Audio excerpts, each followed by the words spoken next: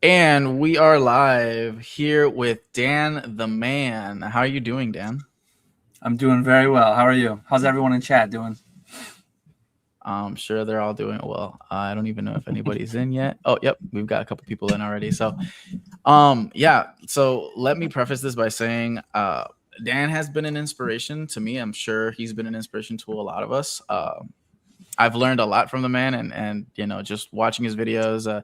I remember a couple weeks ago you made a couple of videos where you like started like almost trying to inspire people to just like get in there and start doing it. Whatever it is that they wanted to Do do, whether they something. wanted to Yeah. vend. Yeah. Yeah. I thought that was great. It was like you started it off by saying like, "Hey, I'm not gonna." Like this is the video where I would literally just throw the fish in your face, and it's like if you're gonna catch it, just if you don't do anything with this information, like then you don't want to get anywhere. Yeah. So I thought that was cool. I had been doing it since before then, but that kind of helped me kick my ass into high gear and just really, really start getting at it. And then things have been expanding a lot, so that's probably something that I needed. So we appreciate that. Yeah. I definitely got quite a few people reaching out just saying like, hey, I'm glad you told me to do something.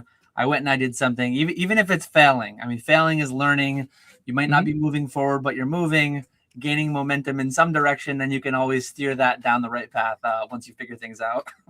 Exactly. It's just like you said, you're not gonna learn until you do something first, and like you're acquiring data, right?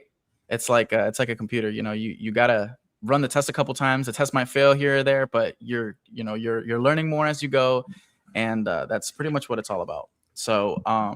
yeah, I wanted to get Dan on and just ask a couple questions, kind of get a little bit of a background from him, and just be able to chat it up and see, because I know I'm going to learn something. I know you guys in chat are going to learn something. And so I wanted to go ahead and kick it off. So we'll go ahead and get into the first one. So before Catch 'em All Collectibles, who was Dan growing up and what type of kid was Little Dan? Little Dan. That's actually what. So I'm a junior. My cousins and everyone used to call me Little Dan, and it's funny now because I'm 6'4" plus. My dad's like 5'10", 5'11". So I'm tall, Little Dan, Big Dan, whatever you want to go with that. But anyways, um, I was always kind of a nerdy kid. I was always math and science were my favorite subjects in school. I mean, I guess after gym class, but it plays in well with the memes. I grew up fishing and living out in the woods as I do today, a little bit more so then. But yeah, I think I've always been a collector. So collector boy Dan was in his prime way back then. Coins, the Whitman folders, all that stuff that I had from my grandparents. My grandpa gave me a handful of change from back in the 60s, like all the silver stuff, some wheat Oh, pennies, and I guess nice. wheat pennies pre 58. But and then obviously the binders and stuff. But yeah, I guess that's I don't know if you wanted to go any different direction with that, but I guess that's a quick little overview, quick little synopsis to not go on too long about some of what I was and what I had going on. Oh, don't worry. We'll get further into it because the second question is when did Pokemon first enter your life? Like when was that moment where you seen it, whether it was when it came out or whatever, but like when was it that it captured your attention?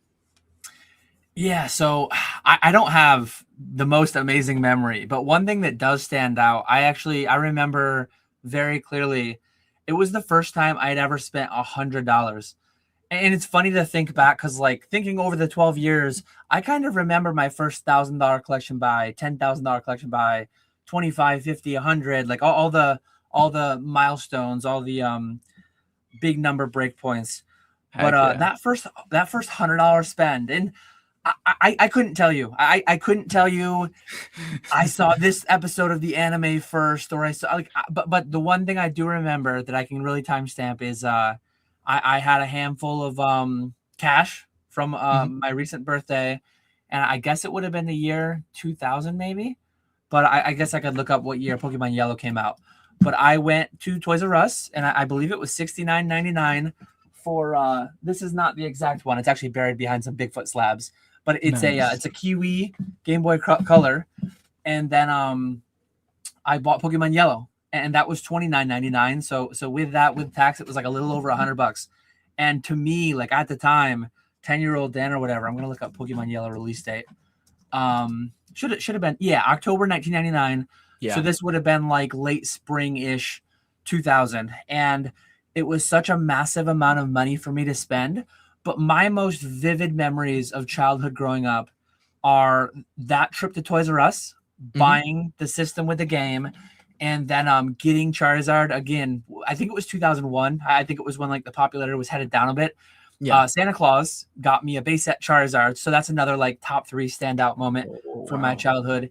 And then like all the bus rides with that Game Boy, with the link cables, trade in with all my friends on the bus, and so those are like some of the most standout things. I actually a lot of bus memories. I remember coming up with all the different cards that I had to trade with one kid for his Venusaur card. So I distinctly remember like getting my big 3, where and when approximately, and like just the feelings around getting that Charizard for Christmas, getting that Venusaur in a trade on the bus, and then the Blastoise one that I actually pulled myself.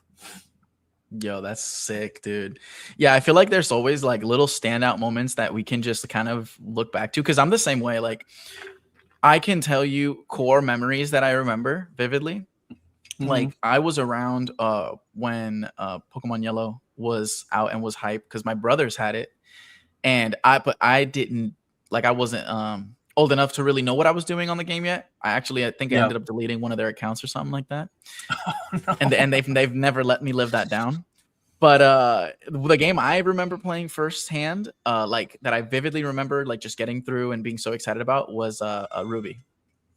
So, nice. Just a couple years later, but yeah, it's core memories like that that just, you know, remind you of what it was and stuff like that, what it was that got you into it, and how excited you were. It was just cool little things that just come to mind. But that's awesome, bro. I love hearing it. So what was maybe like your first card, or actually, no, you already answered that. You said your first big memory was playing Yellow, right? Was being able to buy that was definitely like buying it. I definitely remember catching that Mewtwo. I definitely remember. I vaguely remember one of my buddies went to the actual Nintendo event where they distributed a Mew, and we had heard from somebody. I remember hearing all the Mew under the truck by the SSN. I remember all that, probably spending hours trying to figure out how to flip that truck over, find the Mew or whatever. But I had a friend on the bus who actually had the Mew, and we had heard on the playground or wherever, because like the internet was not the thing that it is today. You couldn't go watch a YouTube video on how to do this. But there used to be a cloning trick where you would pull the link cable at the right time. And he was trading me his Mew. So the level of trust he put in himself and me to try to clone his Mew with me, we did it backwards. No. So you were supposed to pull the link cable at some certain time. And I don't remember what it was. I would be pretending but anyways, we ended up cloning the Pokemon that I was trading to him instead of the Mew, from what I remember. So that did not go well. But yeah, that's just one of those random memories that stands out amongst a lot of the other ones. Yeah, no, for sure. And I know I've heard the answer to the next question, but I wanted to ask it anyways. I'm sure some people in the chat haven't, but you know, I know I've been a part of plenty of Dan conversations. So were you always into buying, selling, and trading even as a kid? Yeah, so I'm trying to think when it well, no, I remember when it first started. I've definitely heard some people talk about how they used to sell their cards, and I used to just trading cards. I used to trade them on the bus. But my genesis on eBay, at least, and I guess we could go a little bit further back than that too. RuneScape is the genesis of my buying and selling. Yeah, let's go. So it wasn't Pokemon cards, obviously it wasn't, but it was unidentified herbs. It was raw and cooked lobsters. It was Abyssal Whips. It was Santa hats. But my earliest actual merching, whatever you want to call it, arbitrage, was buying and selling digital items in RuneScape.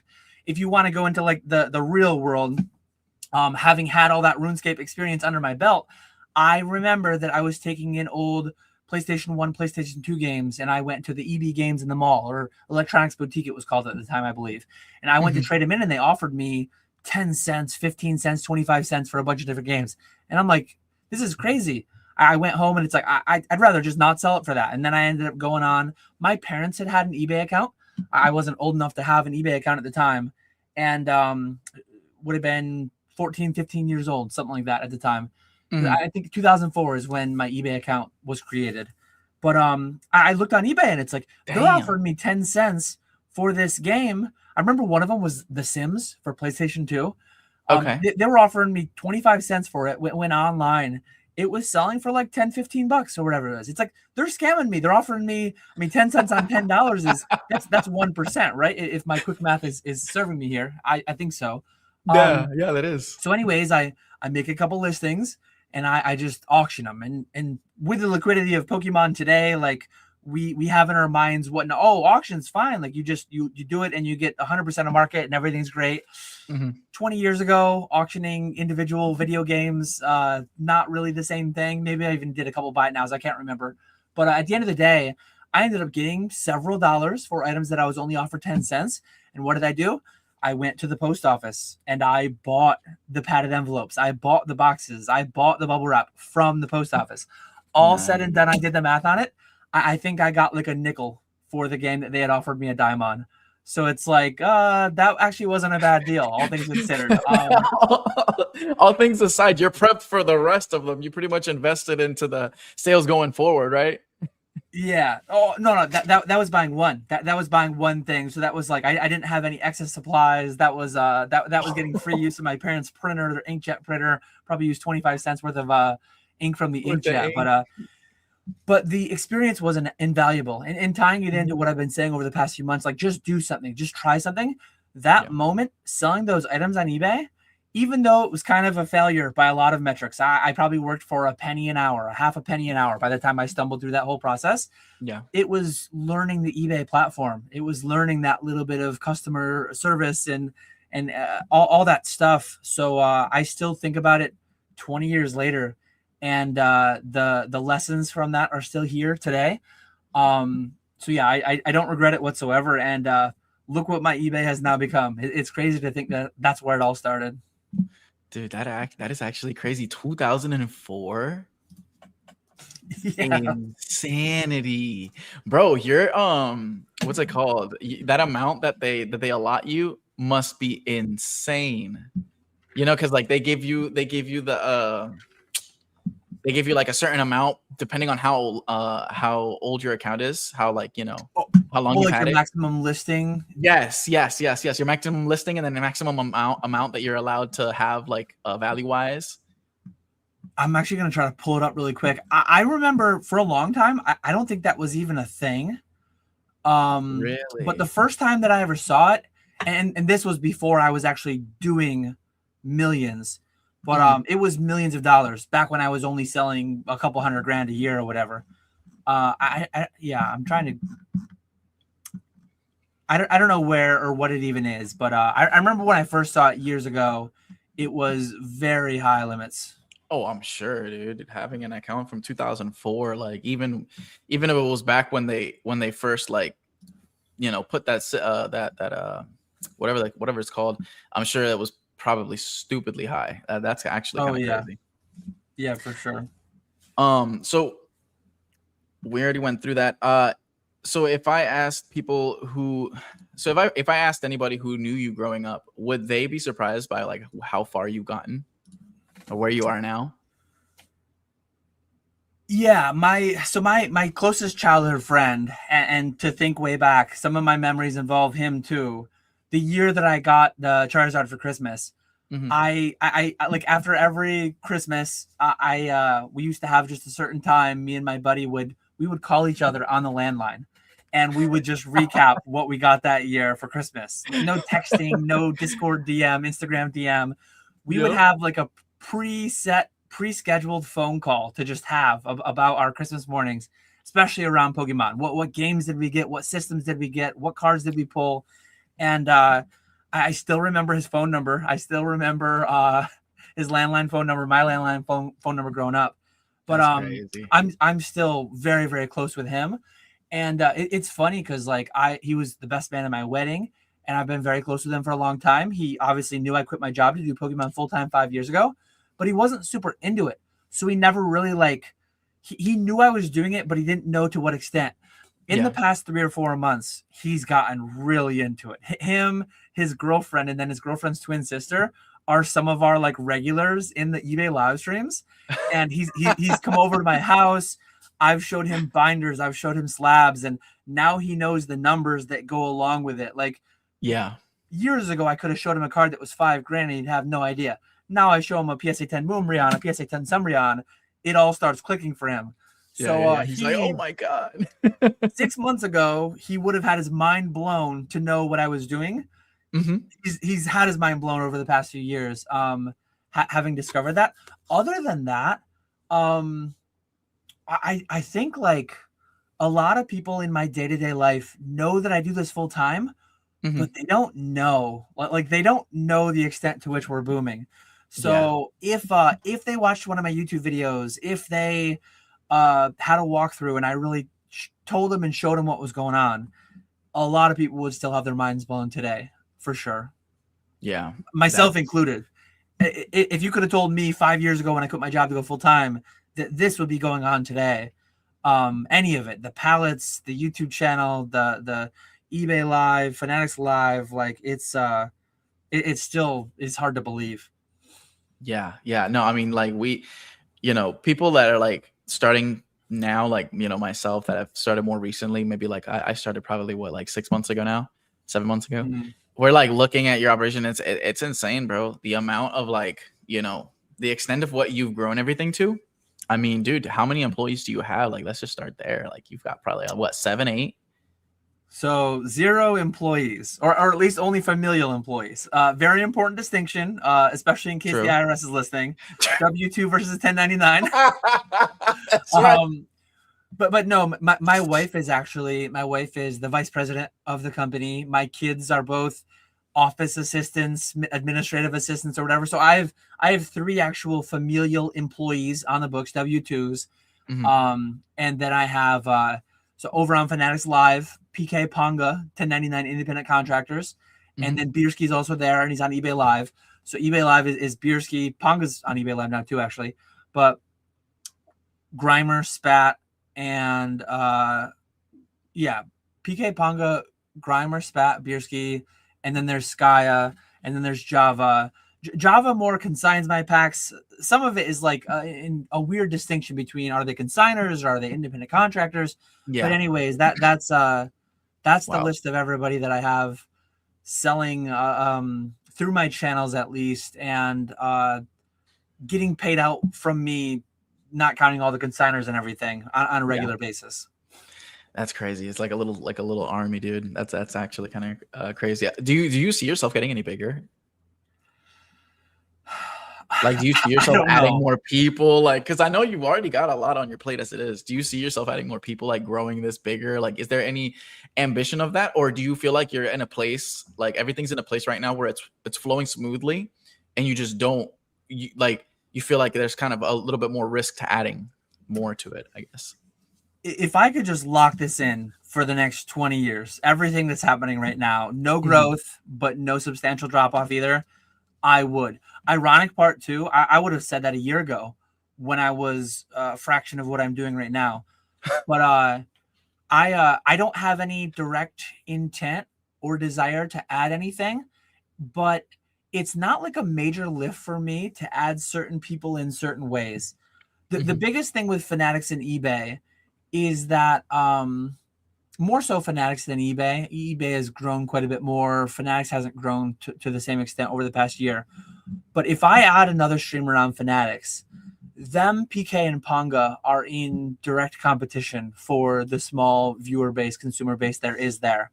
And if we go live overlapping, we're competing with each other. We're cannibalizing our own viewership. I think that's less of a thing with eBay. The biggest, easiest way to grow, which I don't have much desire to, if I added a One Piece streamer, if I added a Yu-Gi-Oh streamer or whatever other sports card streamer on either platform, there's Mhm. not as much overlap. There's not as much cannibalization going on. But Yeah. I never really intend to add another PK or Ponga. They're selling my cards. That's a lot higher lift for me. Buying millions of dollars of cards in slabs and singles and everything Yeah. sealed for them to sell. But Bierski, Spat, Grimer, they're selling their own stuff on my channel. Mhm. Um, Theoretically, I could see myself if the scenario was right. I could see myself adding more people. Ideally, it would be somebody that isn't going to step on the toes. Ponga, Bierski, Spat, Grimer have great like relationship together, and they're very good at coordinating who goes live when and not really stepping on each other's toes, not cannibalizing each other's viewership. Yeah. So if I were to add someone else, I would want them to either be uh, doing something different enough that there wasn't much overlap, much cannibalization, Yeah. or just doing a different card game entirely. Like if the right person that I already knew, already trusted, just hit me up and was like, Dan, I want to be Catch 'em All Collectibles One Piece, and I want to do it on your eBay, on your Fanatics, whatever. A conversation could be had. There's Yeah. still a large amount of trust required. There's a large amount of one because I'm handing over the login details, credentials. I'm handing Correct. Yeah. over like to a 20-year-old, very like highly respected account that I don't want someone to trash. Right? I Yeah. don't want to Of end up course. Catch 'em All Collectibles name on a rattle video or whatever because somebody's doing something shady. Jeez. Um, and then yeah, just the fact that they're gonna fulfill everything right and not say something crazy live on the air, and Correct. Yeah. so that's a very long way to say leaning no, but never say never. Yeah, I mean, like I'm sure before we started booming this hard, you were probably like, "Yeah, I don't know, I think I'm comfortable where I'm at." And then we just started, everything just started going crazy, out of whack, and things, one thing leads to another, right? I mean, I know now who was it? I think it was Bierski. Is it open in LGS? Yeah, Bierski. So I guess that's one exception I didn't state. PK and Ponga are the only guys that stream that I like. 99% of what they sell on stream is mine. Sometimes they sell their own, but 99% of their single slab seal that they sell on stream is mine. Bierski sells his own singles and slabs on stream, but Hmm. he has a Box Nostalgia LGS down in Belvedere, New Jersey, and 99% of the sealed is mine. Is sourced by me, basically Nice. consignment sold through his LGS by him. It's a win-win because it's Yeah. my capital, it's my capital tied up, my capital at risk, and he's allowed. He actually, hopefully a video comes someday. I don't know, maybe he'll make a video someday, but similar to Java sells my packs, but Bierski sells my packs and my sealed. They're able to multiple times over pay their entire overhead and pay themselves some amount of a salary if they desire to, with just the seals that Jeez. they sell with no capital risk on their own. Yeah. And then I get an item. I get to have an asset stored off site, managed, maintained by them, that generally trends up over time. I think at some point I'll take a little bit of a haircut on that, but I haven't thus far. So it's been a real win-win to just have an additional outlet, and Bierski is able to sell certain things in store too that I normally wouldn't have a good outlet for because PK or Ponga, they would kill me if I sent them 20 Blooming Waters collections and told them sell these on a live stream and ship them, right? Yeah. Whereas things like that, drive him in my minivan down to Bierski, or Bierski comes up, visits, we hit the Hmm. casino, and then he takes home Blooming Water collections. It's a win-win there. Nice, nice, nice. I did kind of get off track with the questions because we were just going off of one another. I'm curious, how did the idea of Catch 'em All Collectibles start? Like, 5 years ago, or maybe before that.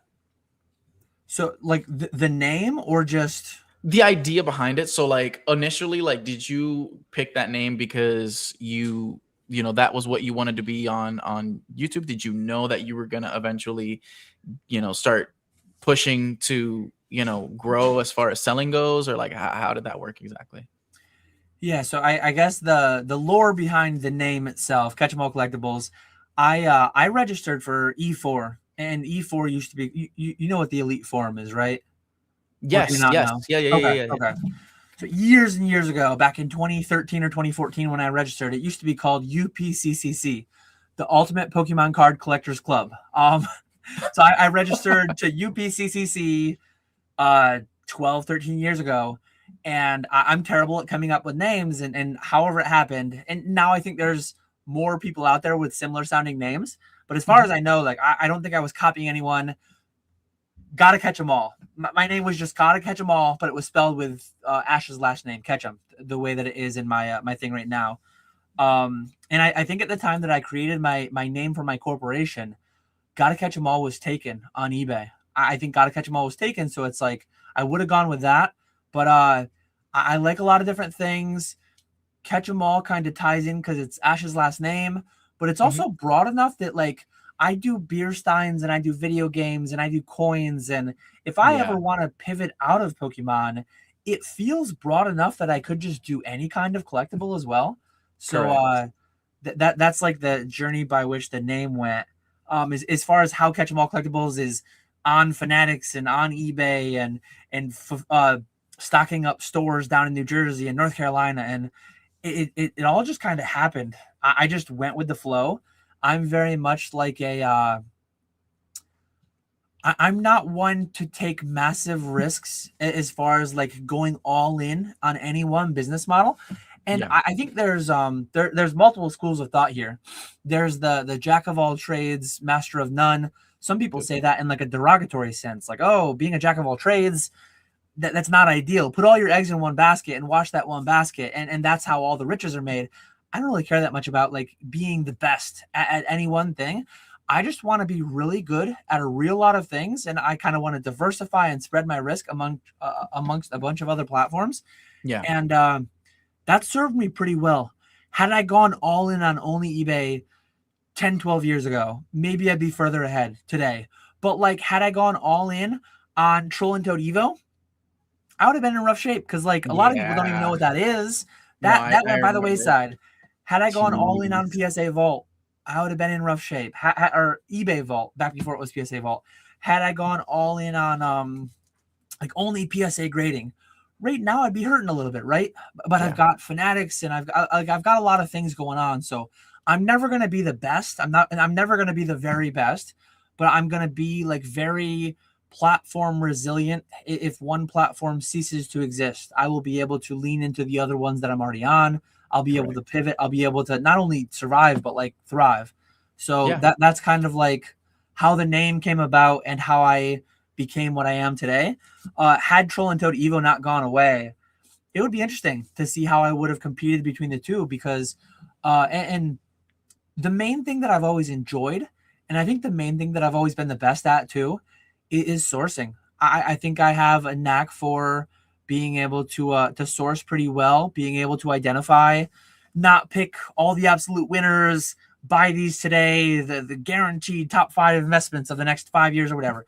But I think I've always had a decent eye for what is relatively undervalued at the time, maintaining and managing an inventory that Yeah. is not going to make me bankrupt. Like 2021, when the bubble popped from 2021, I had largely sold out of all my WotC. I had largely sold out of all the worst offenders for things that dropped 50 to 90%. Yeah, dude. The things that Um, plummeted.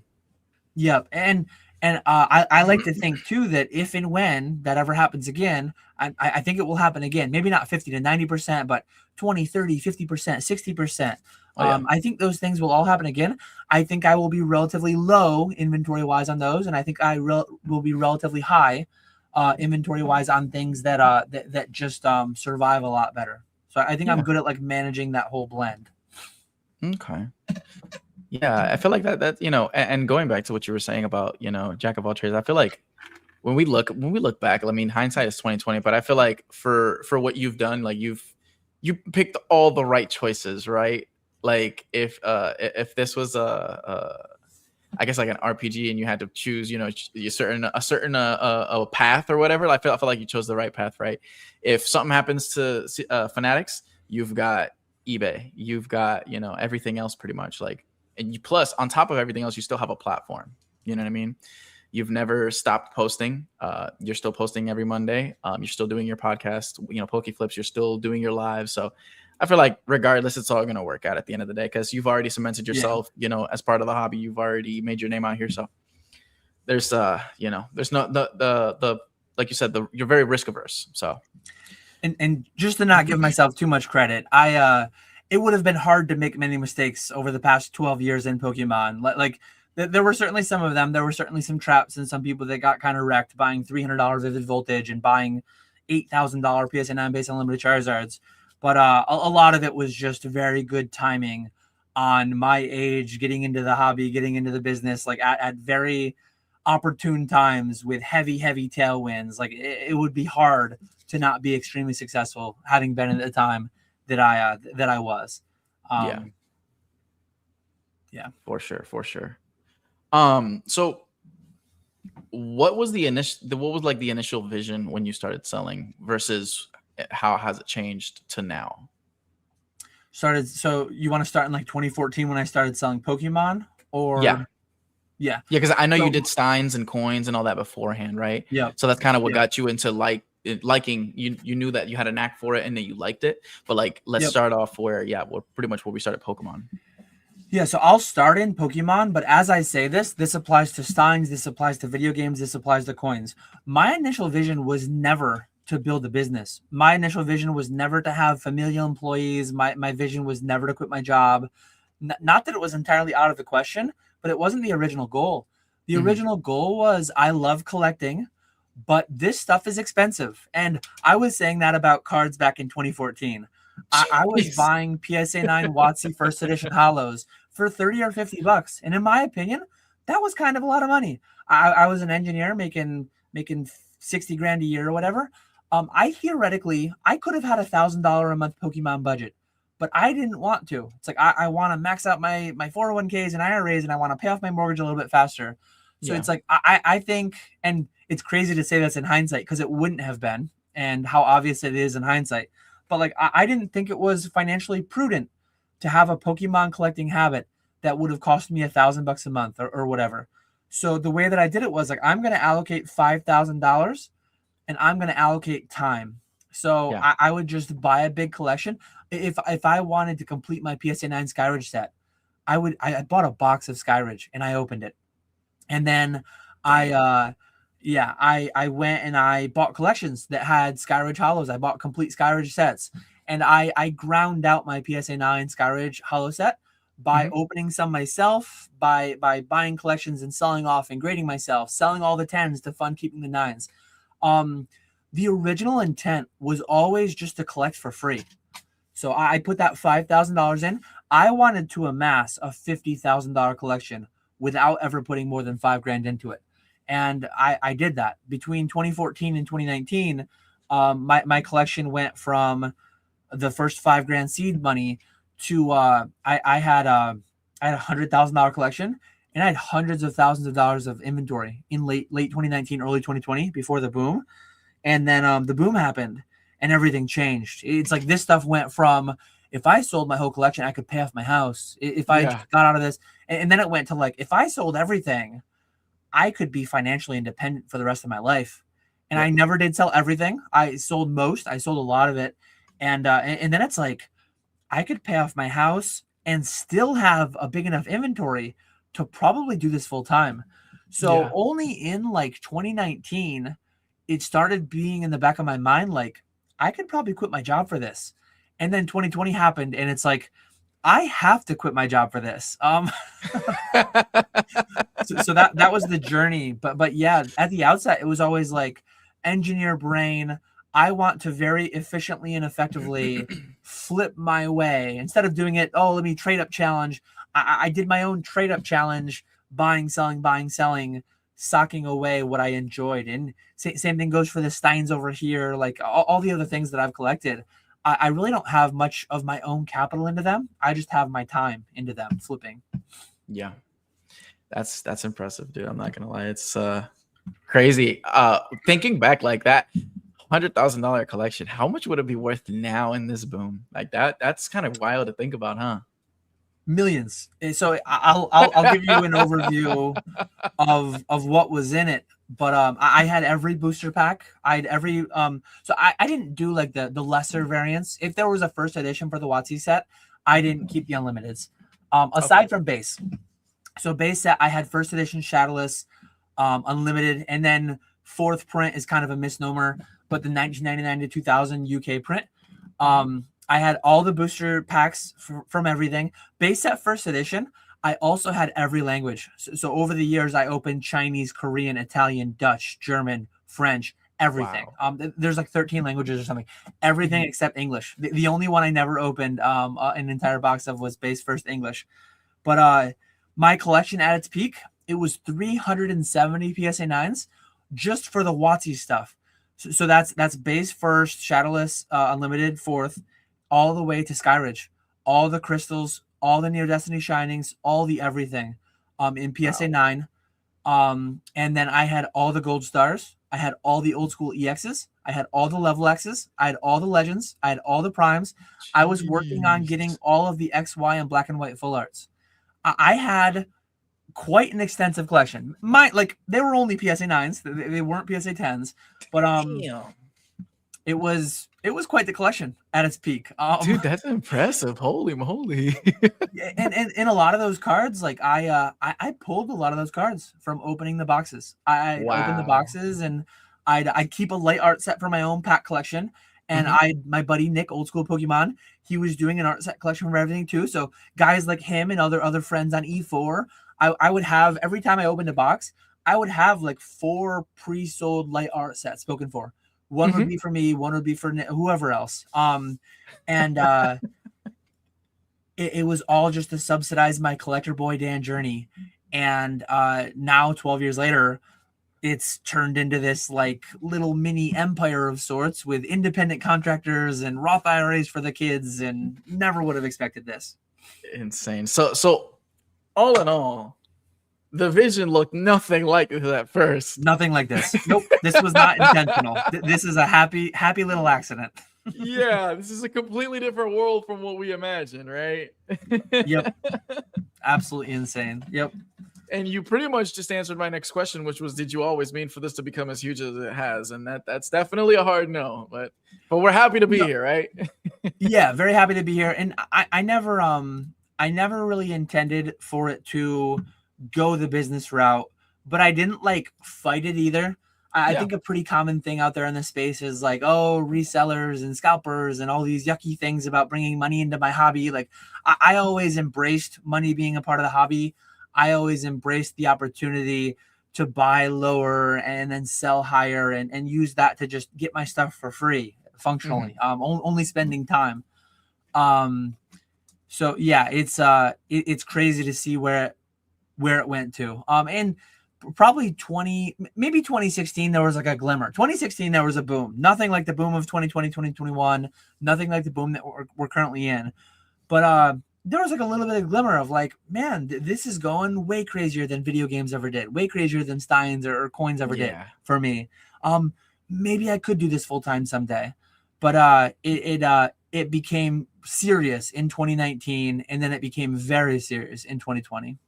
Yeah. So you started to get the nudge in 2019, and in 2020 it was like, it's imperative that I just, that I do This this. has to happen now. Yes. Yeah, yeah, yeah. If I don't jump in now, like, I'll probably regret it later on. Yeah. Yep. Um, let's see. So let take me back to the beginning of when you started, like, let's say 2020, right? 2019, 2020. What was the Mhm. hardest part of those early years? And like, was there ever a moment where you ever stopped or thought about stopping? No, I've been consistent with it since I turned on like the business side of it. I've been very consistent. I started my channel. Pokeflips episode 1 was actually the genesis of my channel back in March, I believe, of 2021. So a little bit over 5 years there. Damn. I quit my job in July of 2021, but Hmm. I've had different posting schedules throughout that 5.5 years. Hmm. But I've never missed an intended upload. Like I'm posting currently every Monday at 1. It's crazy to think this, but like for the first few months before I quit my job, I was posting 3 times a week. I was posting Monday, Wednesday, Friday for a stretch there when I was full time Pokemon, when I was full time as an engineer still. I don't know how Wow. I managed that, because like some days it feels a little bit like a chore doing the one video a week. I'm doing Yeah. live streams and stuff now though too. Yeah. But yeah, what was like the hardest? I guess the hardest is always trying to like optimize and manage and maintain cash Mhm. flow. And I always say all these things like don't go broke on good deals and then miss out the great deals when they come. Mhm. I say those things, but like I don't abide by those perfectly either. I'm a very error prone guy. I do love all this stuff too. A lot of Mhm. this stuff is like a lot of this stuff is something that I really do love, but the market does value it a lot more than I do. But I find myself sometimes going like too heavy, too deep into a play, and I have to remind myself like, Dan, even though you love that card, that type of card, like you still do need to like overall look at the whole picture and I've done that a few times here and there. I spent 40 grand on Ancient Muse, and then Yeah. it's like some major collection comes up, and it's like, damn, I wish I didn't go so deep on that. Or the other way too is like, oh, I wish I went 5 times as hard on that play. I only bought 100 of those, and I could have bought 1,000 or whatever it may be. Yeah. The gray felt hat too, and I think I'm generally pretty good at this. Uh, Staying humble and realizing that like you don't know everything and you can't know everything. Um, Yeah. I think I could do better still, but I think I'm pretty good at it. Mhm. Like the Great Felt hat. It's so easy to point back and say, Dan, you should have bought all 5 cases. You like it's obvious. And Dan, you Yeah. shouldn't have sold them at $800 PSA 10s. You should have sold them at $2,800 PSA 10s, $3,500 PSA 10s. I think a lot of people say things in hindsight. This is obvious. Monday morning quarterbacking, and they just have way too much overconfidence about things that they don't know, can't know, will never know. I Correct. think it's been difficult, but and sometimes almost to a fault. So sometimes I played up for the memes. Mhm. I don't know anything about anything. It's all made up. Like I think I do have better general vibes than I let out at times. But I think I'm pretty good at about not letting it get to my head and Yeah. knowing that we are fortunate, we are lucky, and this stuff any given day, like it could just turn around a lot and be Mhm. a lot harder for all of us. But right now, we're booming, baby. Hell yeah. It's a instead of speculating so much on what could potentially happen, isn't it good to just, stick your foot in there and just get to running, bro? And then Yeah, and run as far yeah, as you can, as fast as you can, as long as you can. And whenever it's time to like slow down, then we'll slow down and we'll figure out a way around the situations. I always like to say. yep, I was when I was talking to Brian, one of these things came up, and I was like, dude, sometimes I feel like people think way too hard about certain things, and it's like you're never gonna know. Like you said, you're never gonna know. We could always look back at, and there's so many plays that I do look back on that I'm like, dude, I should have just bought that. You know what I mean? Or I should have just gone all in, or whatever, instead of just buying a couple. It's like I've learned at this point, because I always try to think back to those situations, and I'm like what were the signs that I missed? You know what I mean? Like what were yep, those little things, those little nudges that is like, you should have, that my mind was telling me, just get this, get this, get this. And it's like I've learned at this point, right, that it's better to just turn my brain off and buy sometimes. Like yeah, when all the lights are hitting, you know what I mean? When that little light bulb flickers in my head, I'm just like, okay, all feelings aside, turn your brain off and buy. yep. So It's a scary and dangerous thing to say because like some people turn their brain all the way off and yeah, no, they, I don't mean that. I mean, you still have yeah, to have they, some sense behind it, but it's like, like so some people in 2021 did that and bought 30 grand of Vivid Voltage $300 booster boxes. So like disclaimer, Dan has to come out and like say you got to be a little cautious. But yeah, generally the sentiment I strongly agree. I think a lot of people, and this ties in well with my chemical engineering. I'll probably lose everyone listening, but like back in one of the things that I used to do was like purification. We used to deal mhm, with very high purity gold, silver, and then some of the minor elements that my company was very big on. But okay, anyways, like getting gold to 4 nines fine, 99.99% purity takes X amount of energy, X amount of like cost to it. Getting that additional 9.9, like 99.999. We used to do certain things out to 7 nines purity, jeez, 5 nines after the decimal. The amount of additional energy and effort and cost to get that little bit at the end to remove those little bits of impurities is exponentially more. And in the Pokemon space, like I don't do 99.999 on anything. I do like 80% to get me 99% of the results. And not even just diminishing returns. You're just maximize, like at the end of the day, like there is some amount of luck, some amount of guesswork and all that. And if you spend 10 hours on something and I spend an hour on it, you're not only getting any reward for that additional 9 hours, you're just entirely lost in the noise. And whereas I guess my analogy falls apart some, because like in the real world, we could, with the extra 10 hours, like we would eventually get up to that 7 nines fine purity that we needed. Yeah. But a lot of times people are spending those extra 10 hours and having nothing to show for it because the level of uncertainty is just massive. Yeah. No, you're right on the money, dude. It's like sometimes, yeah, like you said, if you think about it too hard, if you're trying to put way too much thought into it, it's like, yeah, you're just getting diminishing returns at the end of the day because you just wasted all this time thinking about this one thing when all of these other,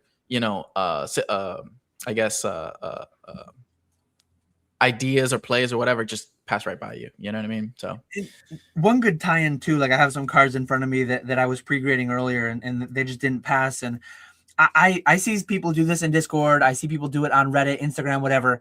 But people will like spend minutes and minutes and minutes pre-grading one card. And it's like, if you spend 10 hours pre-grading the card and you dissect it all you can, at the end of the day, it's going to PSA.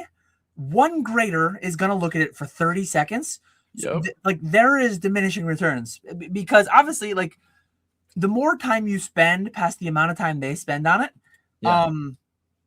there's just nothing to gain. At some point at the end, you're subject to that dice roll. Like you're subject to that random roulette wheel spin, and you get the only benefit there is to gain in that first 30 seconds of pre-grading. Everything else is just like it's a waste. It's an entire waste because you're subject to such an RNG step in that whole thing there. Yeah. All it takes is for Bob to just had a bad night the night before. You know what I mean? Yeah. You like everything. Like it could even check all of their check marks as far as like the perfect 10. And if this guy just doesn't feel like giving you that 10 for whatever reason, like that, it's all cast into the wind, right? It was all for it was not for nothing. Yeah. I usually tend to tell people like you really only need about 5 to 10 seconds to grade, right? Your first thing you're looking at is centering because that's the most obvious. Centering is perfect. You move on. You look at the back because that's where you're gonna get your next thing. You do little blemishes, little whitening specks or whatever. Correct. Yeah. And if it looks good, then send it. You know what I mean? Yeah. Put it to the side. Pick the next one. But no, very, very, very true, bro. How hard? I guess no. Let's start with this one. Who was the first person outside of family that you, I guess, trusted with a piece of the company, like whether it be your login information for like eBay Live or whatever the case, like who was the first person that you ever brought into the Kitchen Collectibles umbrella? That's a good question. Indirectly, years ago, there would have been some where I went out on a limb and trusted some people to some extent. I guess not really with some part of the company, but I guess the first time I handed over login or whatever would have. I'm trying to think if it would have just been PK and Ponga in October of 2024. Okay, when they started doing Fanatics. I feel like I'm missing something stupid, but maybe that's it. It feels like it would have had to have been sooner than that, but we really have come a long way in these past 18 months.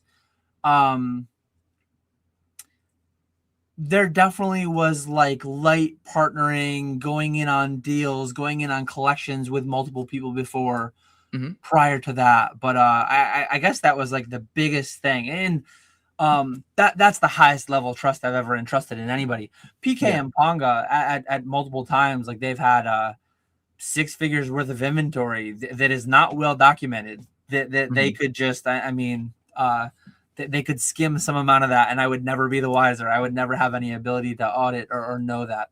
So Yeah. maybe that wasn't the first one, but by far that's like the deepest level of entrustment I've had with anybody. And then Java and Bierski are right there with the sealed Okay. inventory that I give to them. Spat, Bierski, Grimer. I guess Bierski with the shop now, but Spat and Grimer not as extensively. They have the eBay login and all that, but they don't have substantial amounts of my inventory or anything. They have had some packs here and there. Got you. Okay. And then that segues into the next question. How hard was it, like, trusting somebody else with, the Catch 'Em All Collectibles name? Not that hard. I've never been a guy that like, and shout out to like a close friend in the space, and I've had a chat with him about this too, and like Retro. So Retro, Okay. close friend in the space, he's partnering with Degree and Shiz right now to do Sealed Shiz consignments through the Retrospecs eBay. He's partnered with Ray, Shiny Cards and Collectibles, and his team to come on to the Retrospecs eBay and do eBay Live and all that.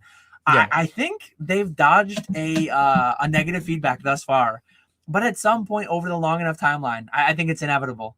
I think even TCA Gaming these days has negative feedback on his eBay.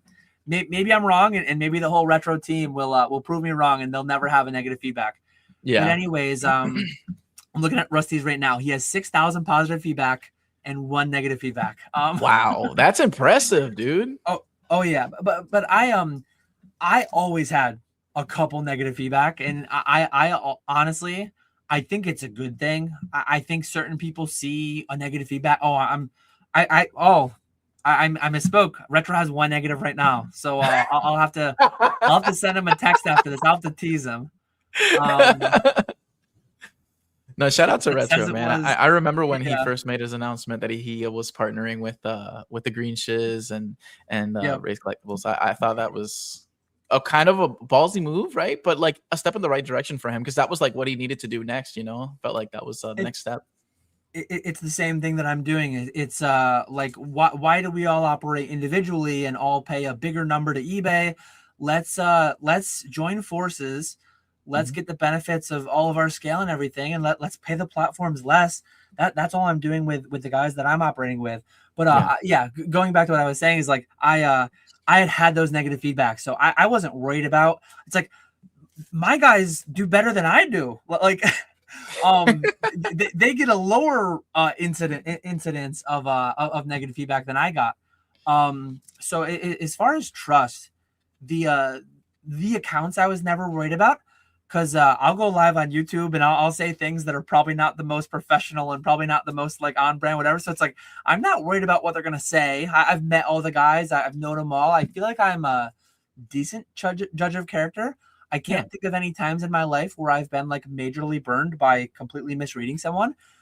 If and when it happens, I guess I'll deal with it as it comes. But having met all these guys in real life, having had a few beers with them and whatever, it's like I think I've got a set of great guys that are never going to do anything crazy. So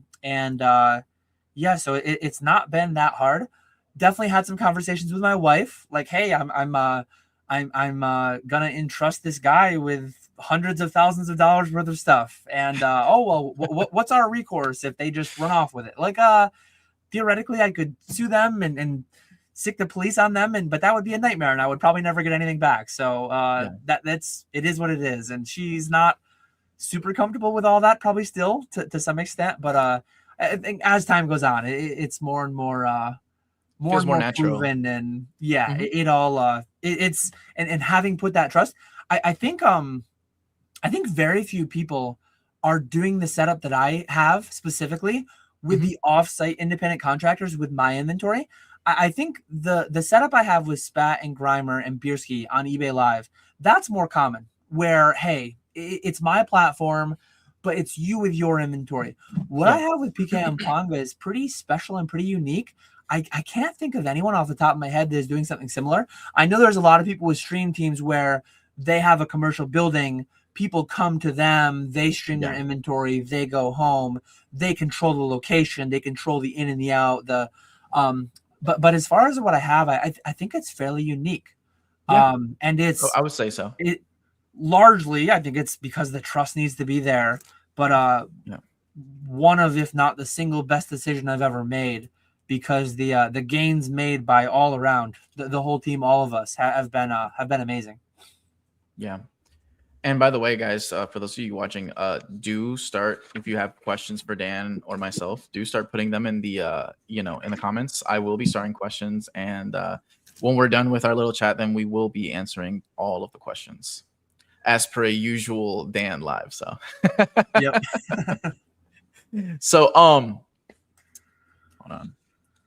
So what's one lesson from an owner's perspective that you've learned with managing so many different people? I wouldn't say managing employees, but like managing like a team of people under your umbrella.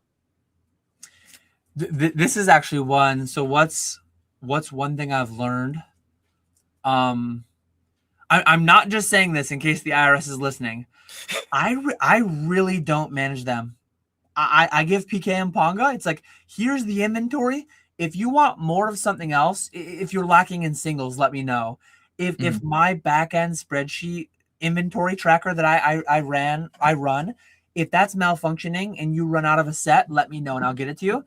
Other than that, they build the streams. They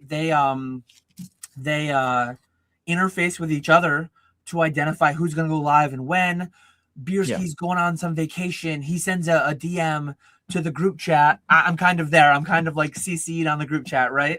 But like Spat jumps in, Grimer jumps in, Ponga, like somebody jumps in and fills in for the other guy's things. So like honestly, when I say this, I do very little managing whatsoever of the actual people. Truly, in every sense of the word, like independent contractors, they're doing their own thing. Yeah. As far as, and honestly, maybe I think it's a pro, and I've told them this before too.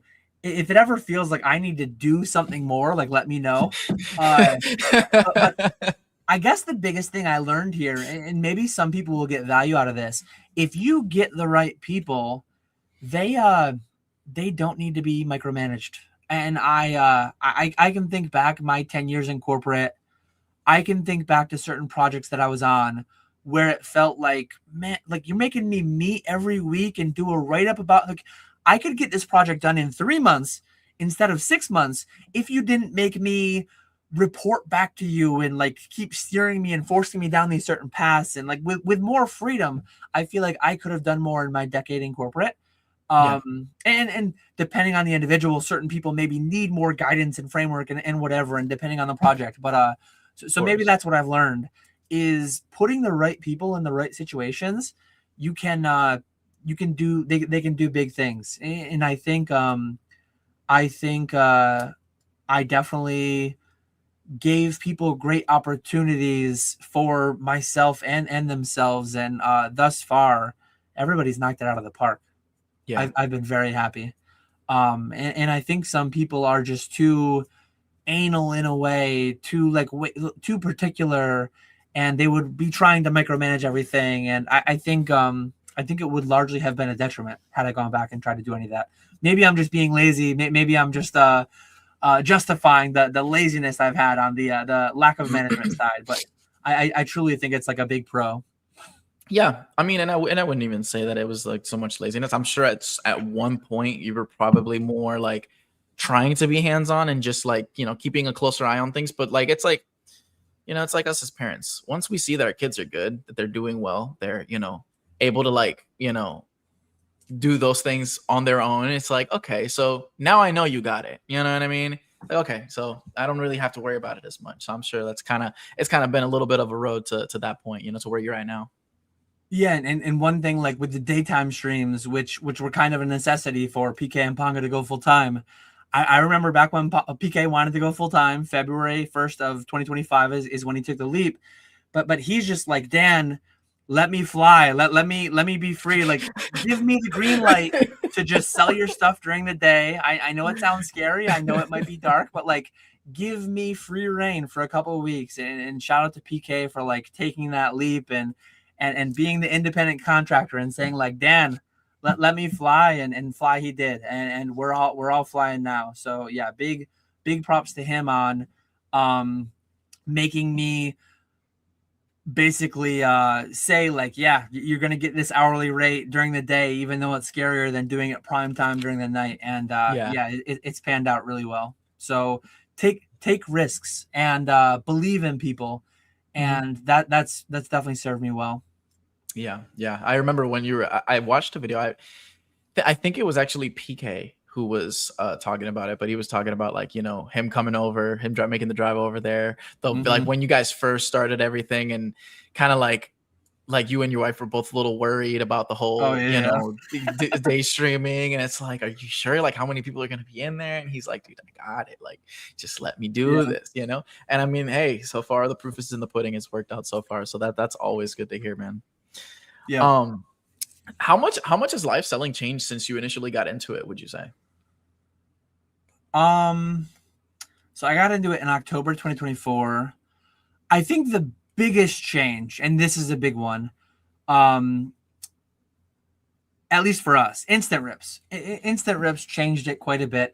They weren't new in the time that I've been on live, but they were new to us. They were new to our platform. And Yeah. honestly, this is something that I expect to come to eBay as well. It's still not on eBay. I think it's not surprising given that eBay is publicly traded. They have a lot more red tape. They have a lot more corporate layers to work through and legality and all that. Yeah. But I think the biggest change to Fanatics Live since we've been on it is how much more ubiquitous the instant digital rips have become. And Mhm. it's interesting because like you have your GameStop power packs and you have your courtyard and you have there's like 20 or 50 or tons of different digital vault services out there for the instant rips. Um, and for the uninitiated, they're just a digital mystery slab pack basically. You Yeah. buy a certain price point and there's a certain EV attached to it, and there's a certain, like, depending on the platform, you might be able to see the potential chases and grails and everything. But yeah, it's very interesting. It's very engaging with the right streamer doing it. It's interesting to see like your Galaxy Grails and your instant rips where you have a streamer running the show versus somebody just clicking the button on GameStop Power Packs or whatever without that Yeah. community aspect. And but I think it's a lot of it's still in the early days.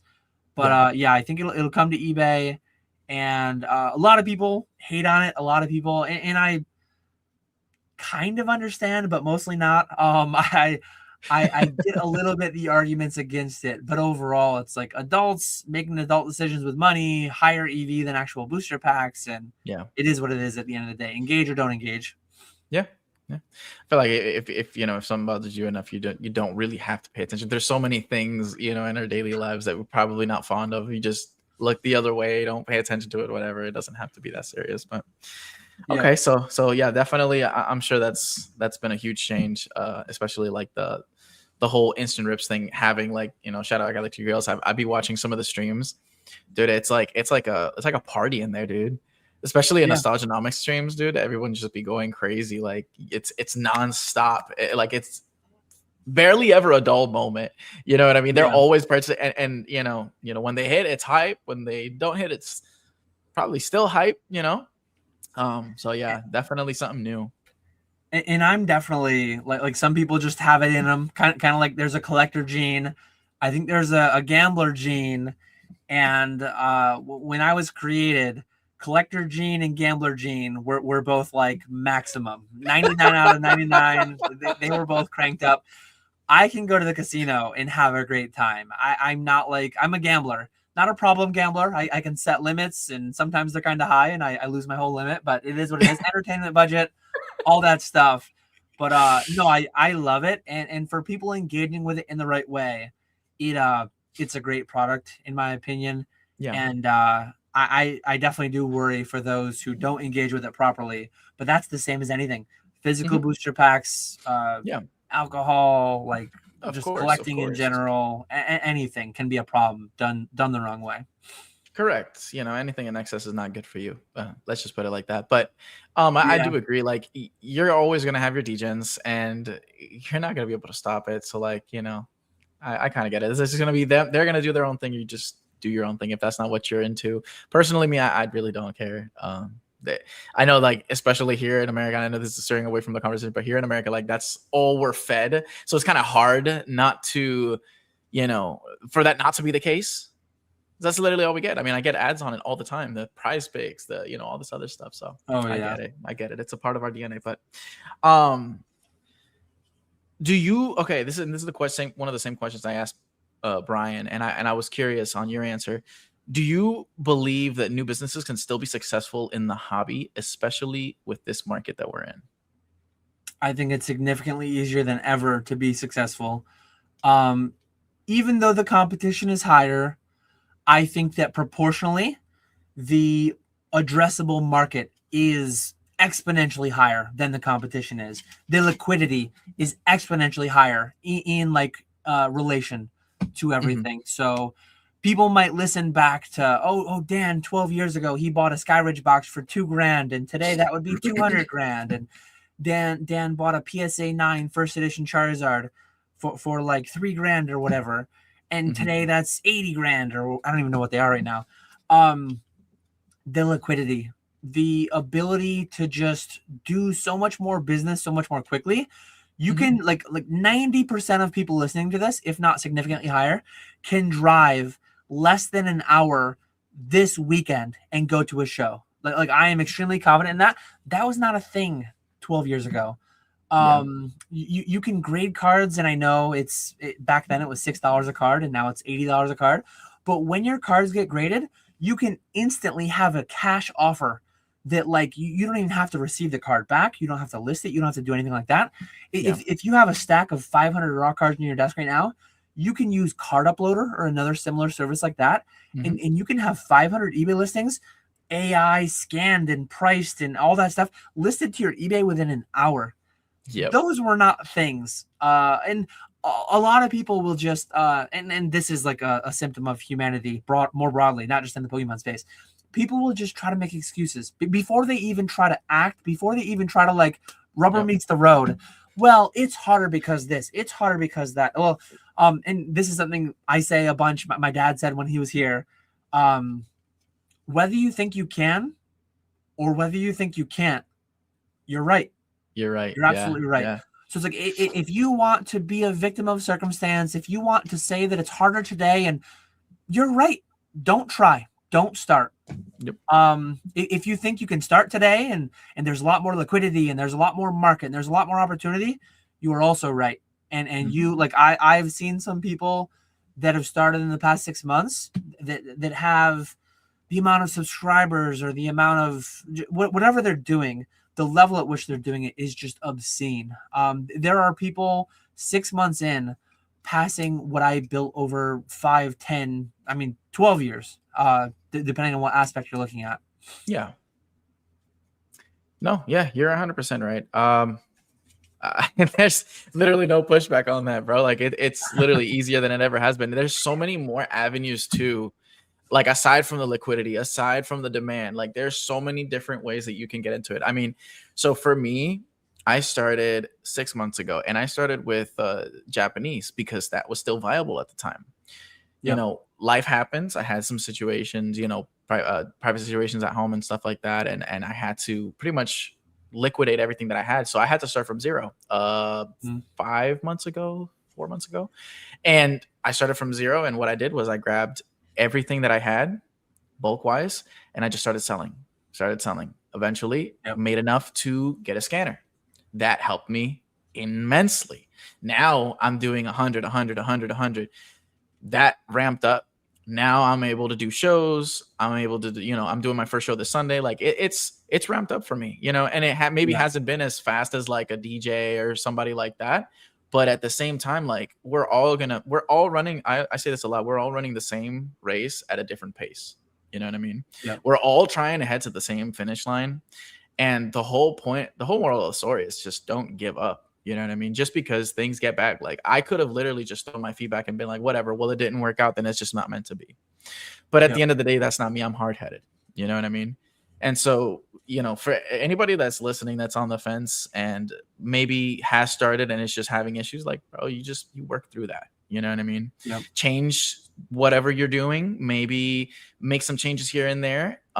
And try to see what sticks. It brings me back to the video that you had made a couple months ago, and it's like you throw everything at the wall and see what sticks. Yep. Eventually, you're gonna find something that you're good at that you're gonna be able to scale. So that's kind of where I've been at. But it's definitely a journey. I'm sure for you, it was easier in some ways and then harder in some ways. So I'm sure it's been a journey. You know what I mean? Yeah, for sure. Yep.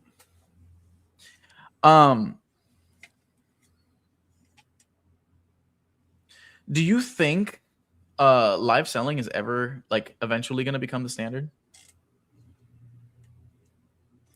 I think it's, I mean, I guess I don't know. I don't know what like Whatnot's total GMV would be, eBay Live's total GMV relative to like eBay proper. I would love to see that data. Mhm. Because for a lot of businesses, it is. I remember a couple years ago when I was going to and vending collecticons and stuff, most of my sales volume was like 2 live streamers. I know a lot of people that sell to me, and a lot of that goes to live streaming. It's probably how far off would it be? That's actually a really good question. Like I guess what it is today though, I still see it growing. I do still see it growing. Do I think regular eBay, regular Fanatics, regular Heritage Gold, do I think those will go away entirely? Never. I think those are the best things as far as like price discovery. The bad thing about a live stream is like you go live and you're live to 50 or 100 people and you sell one of these, and I don't think it's as representative of market price. I think having the 10-day long auctions is good for price history, price discovery, price movement on cards like that. But I think it will take up more of the pie. I don't even know what percent it's at right now, but I think in 5 years it will be a more substantial portion of the pie than it is today. Yeah, I think funny enough, I would say we're still early to live selling. Mm-hmm. I think there's too many things that haven't been implemented that are like ideas that maybe could be implemented. Too many things that we haven't discovered yet. I feel like I could definitely see it ramping up for sure. And I feel like not as many people are privy to it as we potentially could be. You know what I mean? Like there's still a lot of people that don't even know about this stuff. So yeah. Let me see here. So you've built multiple lanes between live selling. You did grading. You still do grading, right? Yeah, I'm actually grading more cards than I've ever graded. True. CGC Fanatics. Yeah. Directly as far as what I'm submitting directly to PSA, CGC, BGS, I'm grading the least cards I've ever graded. But I've so substantially scaled up my CGC Fanatics that like I'm definitely grading more in 2026 than I've ever graded. I might grade more in 2026 than I graded in every year prior combined. Wow. Yeah. Jeez, it's kind of crazy. It's funny because I was thinking in my head when they were releasing the grading numbers for each of the a couple months back, like maybe like 3 months ago, they were releasing the grading numbers for each of the big major companies, the grading companies. I was looking at CGC's numbers, and CGC's was number 2, right below PSA. I was like, dude, I wonder what percentage of this is Dan. They're doing big numbers, but like I'm not negligible. I'm not like 10% or anything, but I'm so CGC last week graded 206,000 cards. Mm-hmm. I'm over 1%. I would have been 3,000 of those, 4,000 of those probably. That's still a big deal, dude. Yeah. That's the whole service. That's not just me. I guess me. Last week I might have done 500 to 1,000. So I guess that's almost 0.5%. Being almost 0.5% of a pretty major grading operation, like that's still relevant. Yeah. Do you do any consignment? Consignment. So I do consignment both. And I guess I don't know which direction you're asking. I do consignment on Fanatics where like I take in your cards to my Fanatics vault and I sell your cards through Fanatics. I also like send some of my less. I don't do it with cards really. I do it with sealed though. So like I'll send my Mhm. sealed to various consignment houses. Because Fanatics currently is not taking sealed, though Gotcha. hopefully someday in the future they'll change that back because they used to. Yeah, I'm sure there's room for growth, like I said. So out of all of your, lanes of lanes of selling, what revenue stream has surprised you the most? They all blow my mind. Um, that's a good question. Like I can't even think which would be the most surprising. So like they're all 8 to 10 out of 10 surprising. Which one's the most? I guess I guess probably the CGC Fanatics because like relatively speaking to eBay, it is significantly less ubiquitous. And if you look card by card on a lot Mhm. of them do sell for a fair bit less than they sell on eBay. And a lot of people just entirely shun the service because of that. Why would I sell this card over here for 30 when that card sells for 50 on eBay? I'll just buy it from CGC Fanatics and then sell it on eBay and make some money. And some people do that and they do well with it. But at the end of the day, it's like it doesn't take much time. I outsource my pre-grading for the most part, and it makes a very high hourly wage. I've done the math. I don't do it every time because it would take way too long, but Yeah. I've done the math on like submission A. I submit 50 raw cards that have a total cost to me of I've done ones that have $50 cost. I've done ones that have $5,000 cost, and I've done the math on like how long it takes me to source those cards and then pre-grade those cards and then ship Yeah. them and list them and the effective hourly rate is just massive oftentimes. It's really really solid. And then I have the built-in outlet. Like these are all cards that got pre-graded out. Like they're Prismatic Evolutions SIRs, and then there's just some random the Chinese Sylveon and the Bubble Mew. But these just go to the streamers. Yeah. So like the offcuts from the pre-grading, they just have a home. They have a place to go to. It all fits together like one nice clean puzzle. Yeah. If I get sealed product in, it either gets broken down to feed packs for the live stream, or it goes to Bierski down in New Jersey, or it goes to DC Sports or Seal Chiz Consignments or Arizona TCG or whatever. Um, every everything has a home, and it just all works very well together. Yeah. Yeah, that's freaking awesome to hear. Um, and out of all of those, which one do you think has the best margins out of all of your revenue streams? The best margins is definitely like the playing around that I do.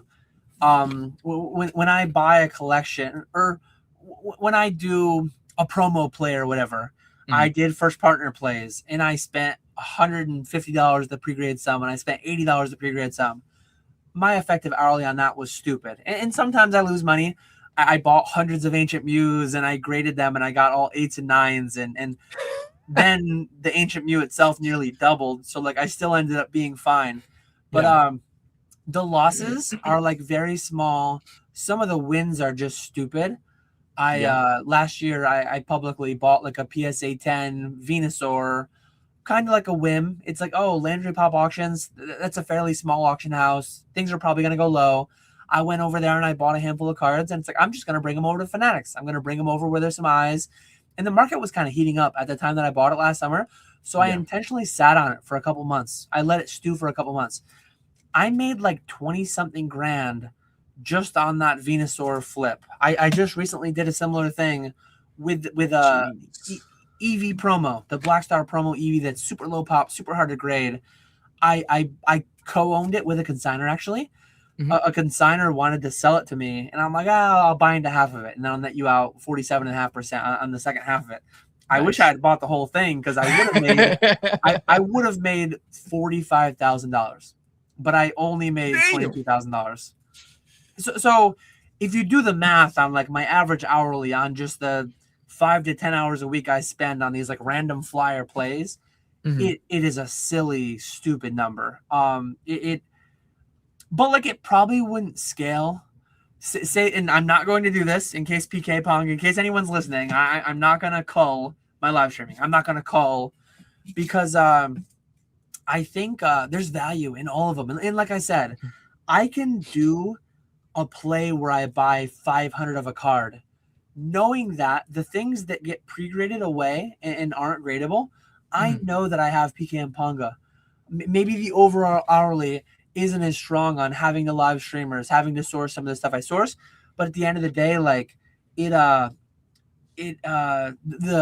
corporate buzzword, like the synergy between all the different avenues that I have, it's just like everything has a place. And even though I might have to do some optimal things to maintain the live streaming relative to other things, it loses here a little bit, but it wins there. And then the biggest place that it wins 5-10 years from now, Catch 'em All Collectibles is like a thing. It's like as of a year ago, as of 2 years ago, Catch 'em All Collectibles was entirely me.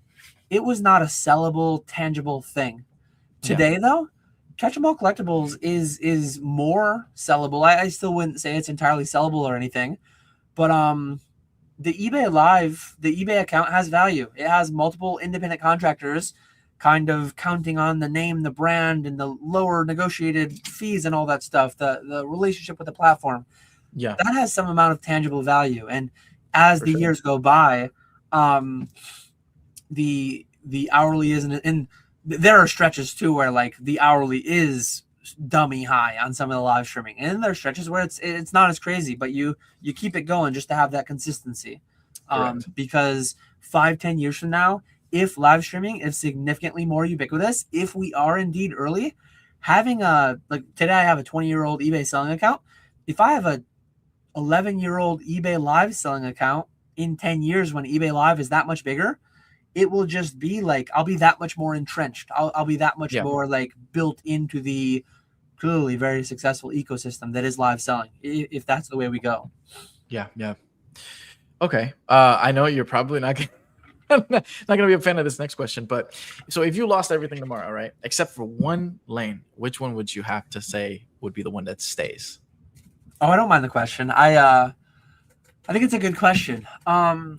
Because every day I wake up, I know that like some of these avenues could go.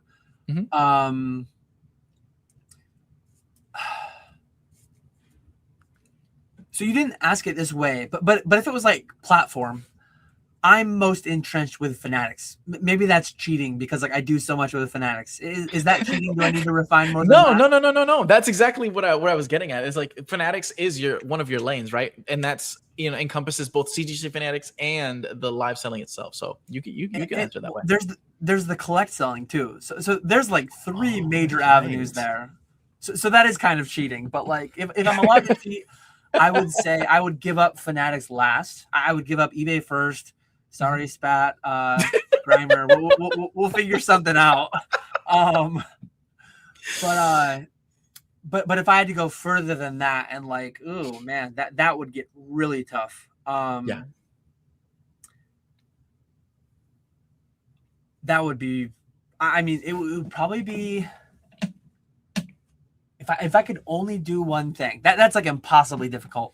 Yeah, asking all the tough questions, brother. I'm screwing over somebody. That's what I'm saying. That's what I was like. I'm sure you're probably not going to be a fan of this question. Regardless, someone's getting chopped. You know what I mean?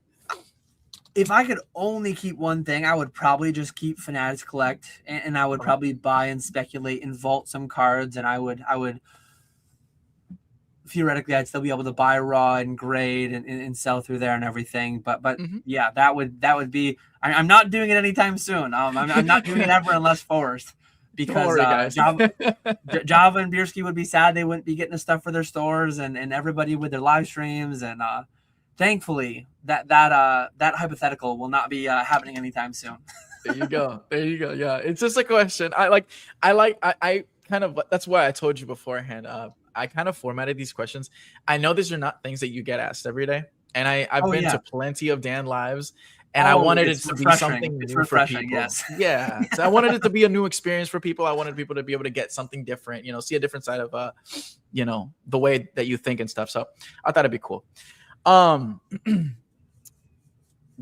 Okay, and this is a question for everybody who's listening. more so. But what would you say is like one of the most underrated ways to make money in this hobby right now?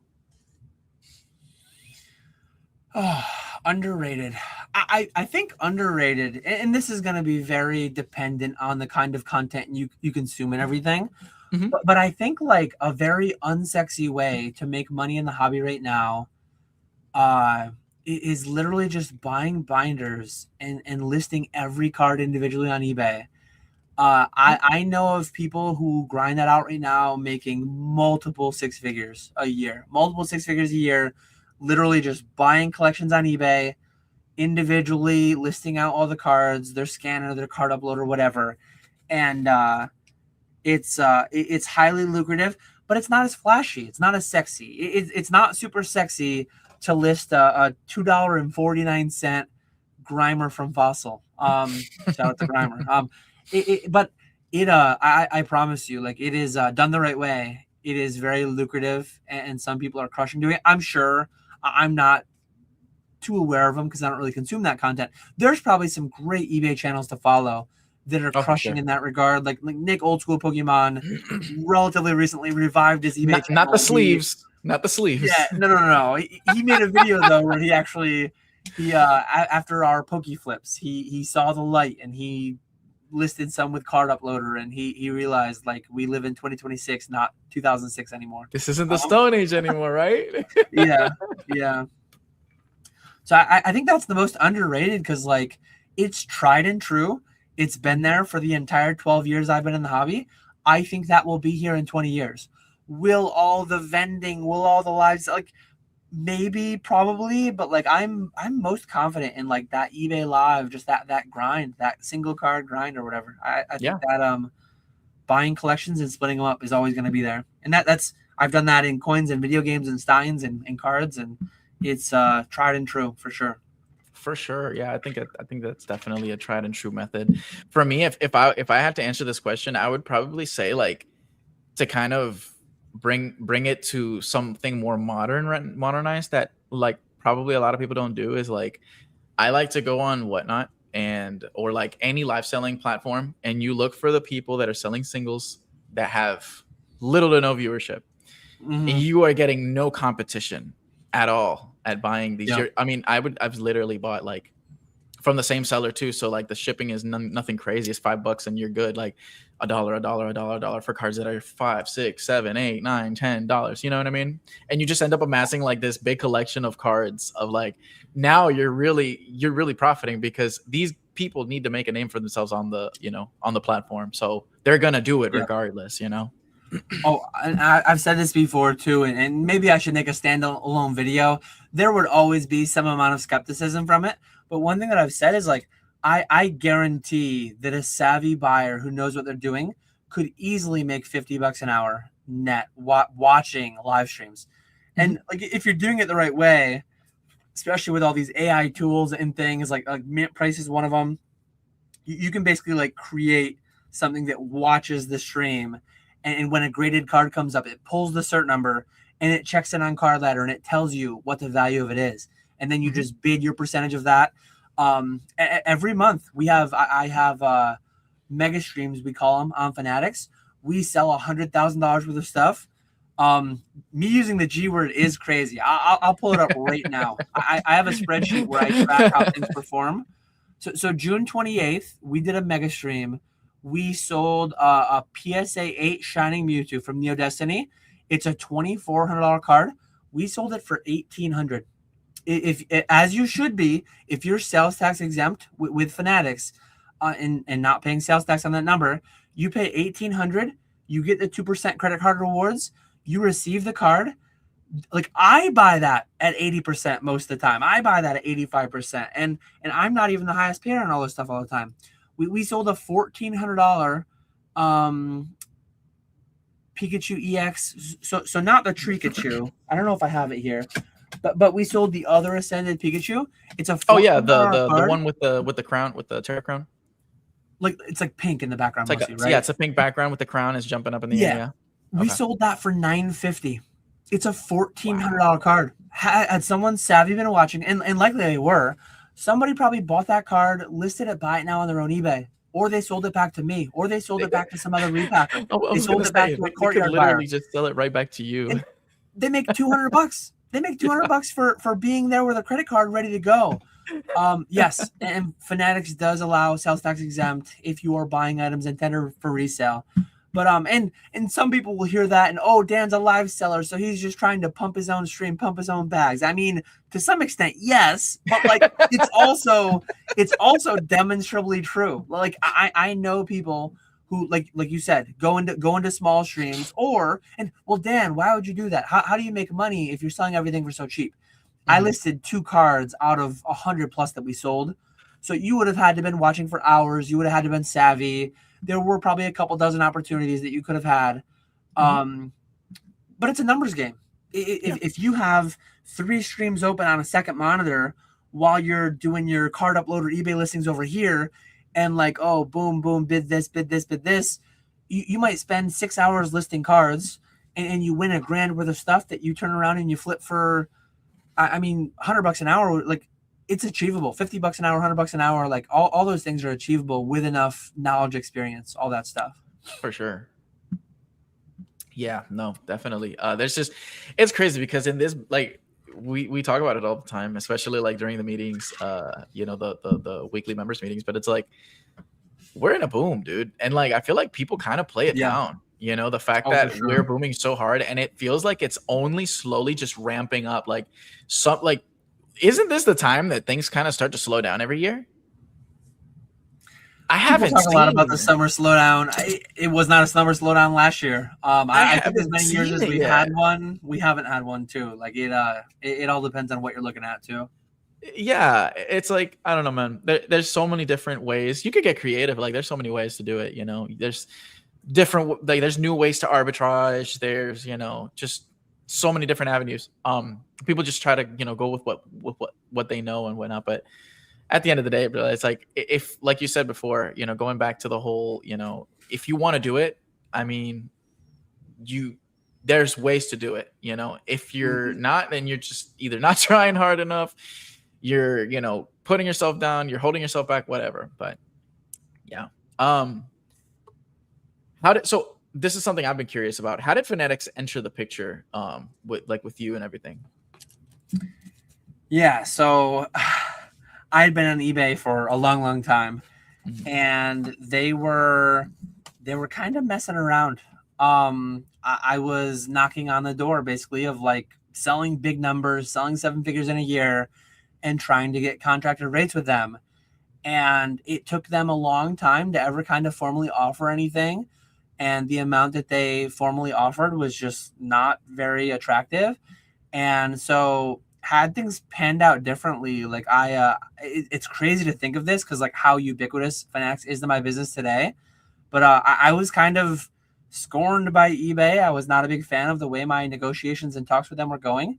So I looked around. I looked around what was going on, and I got in touch with a Fanatics rep, and they offered me just very tangible, sell this amount, get this rate, sell this amount, get this rate. Yeah. Where eBay was way more of like a black box and so much more uncertainty, so much more unknown that I just kind of went for it. One thing too, I'm probably saying slightly more than I'm supposed to say, but that's the way it goes sometimes. eBay requires oftentimes, if not every time, they require exclusivity almost always with a lot of their contracted rates they do for what they call eBay Core. eBay Live is a different conversation because it's so much earlier, but eBay Core, they pretty much require exclusivity, whereas Fanatics does not. So I looked into Fanatics, and I had been aware of Fanatics because I've been on it used to formerly be called PWCC. Yes. And I was on PWCC, and I really enjoyed it. I love what they had going on. It used to be integrated with eBay, then it went off onto its own. But the whole genesis of that was talks with eBay were not going amazingly. I knocked on the door of Fanatics, and the rest was history. They've been treating me very well since. They're not perfect still. I have some gripes with them, but they're significantly more clear on our conversations and on the goal setting and on sell this amount, get this reward. Whereas eBay is like, we'll figure it out as we go, which I'm not I'm a planner. I'm a smart goal setter. All the things I talk about in my channel, my smart goals right there. eBay's not good at setting those things, at Nice. least in my experiences. No, for sure. I think that there's a huge difference too. Like eBay has been around for so freaking long, and I mean, you could vouch for that because you've been on the platform since freaking what 2001 you said 2004, yeah, over 2004. 20 Like years. that's It's crazy. insane. You know Yeah, how old I was at that time, bro? I was like 9. I was only 14. Yeah, it's crazy. um, yeah, but like I feel like they've been around for so long that they don't care, right? Like Yeah, they have so many people on this platform. I mean, look at ZNG, dude. ZNG is constantly just posting some crazy pictures of these yeah. insane auctions. And like they're kind of like, whenever I'm feeling down, I kind of just go and look at ZNG Emporium's page and it makes me feel a little bit better. It's crazy. Yeah, it's crazy how hard we're booming some of those record sales. Oh man. So my next question, how has that partnership changed things for you, like in your business as a whole? With Fanatics. Yeah, with Fanatics. Oh, it's changed a ton because like they're, and again, like for anyone unfamiliar with Fanatics, I'll walk you through a little bit how they work.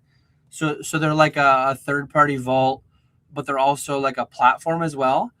So and anyone can do this. I just have a dealer account. So if you do it through my dealer account, you do it at a better preferential rate than if you did it on your own. But you send your cards to them. They do the customer service. They do the listing. They do the scans and the titles. And you can do buy it now through them, but I just do auctions. It's just I can lean in and focus all my time attention on sourcing because I think that's what I excel at.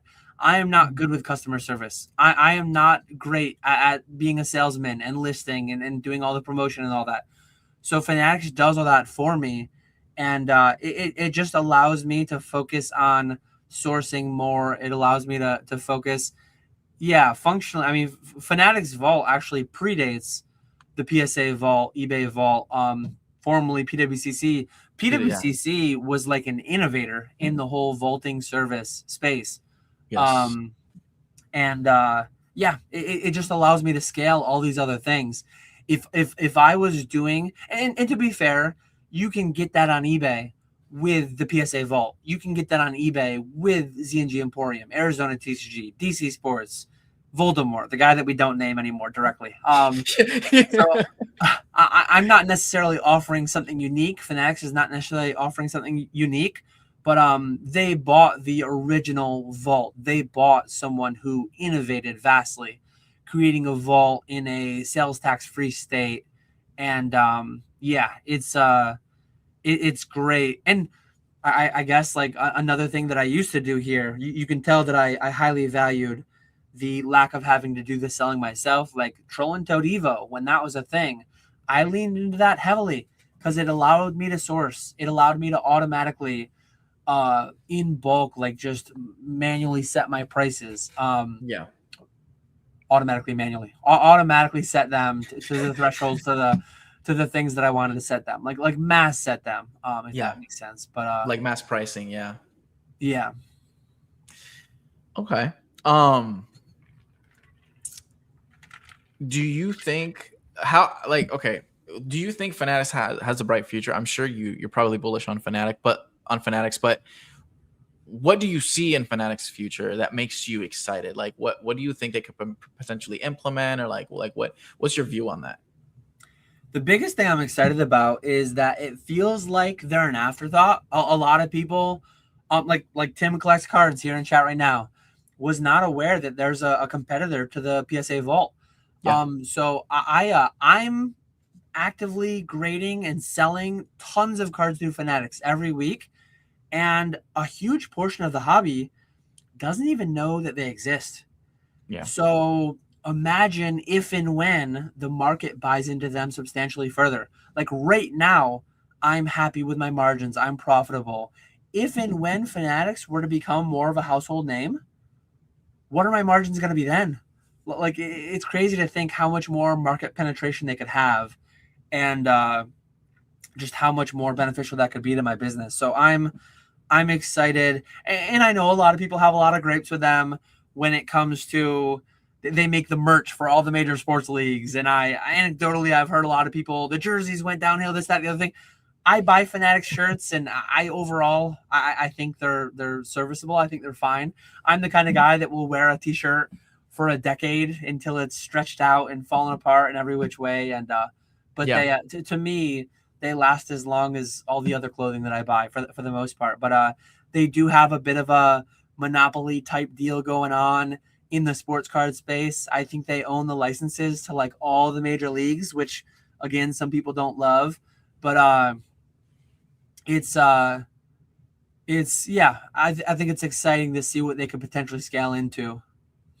Yeah, I mean they're they're probably doing exactly what any of us would do and trying to get their name in wherever they can, right? I mean, who wouldn't? You build a company, you want to scale it, you want it to grow. So definitely see that being the case with them as well. Just like all of us, we're all trying to scale.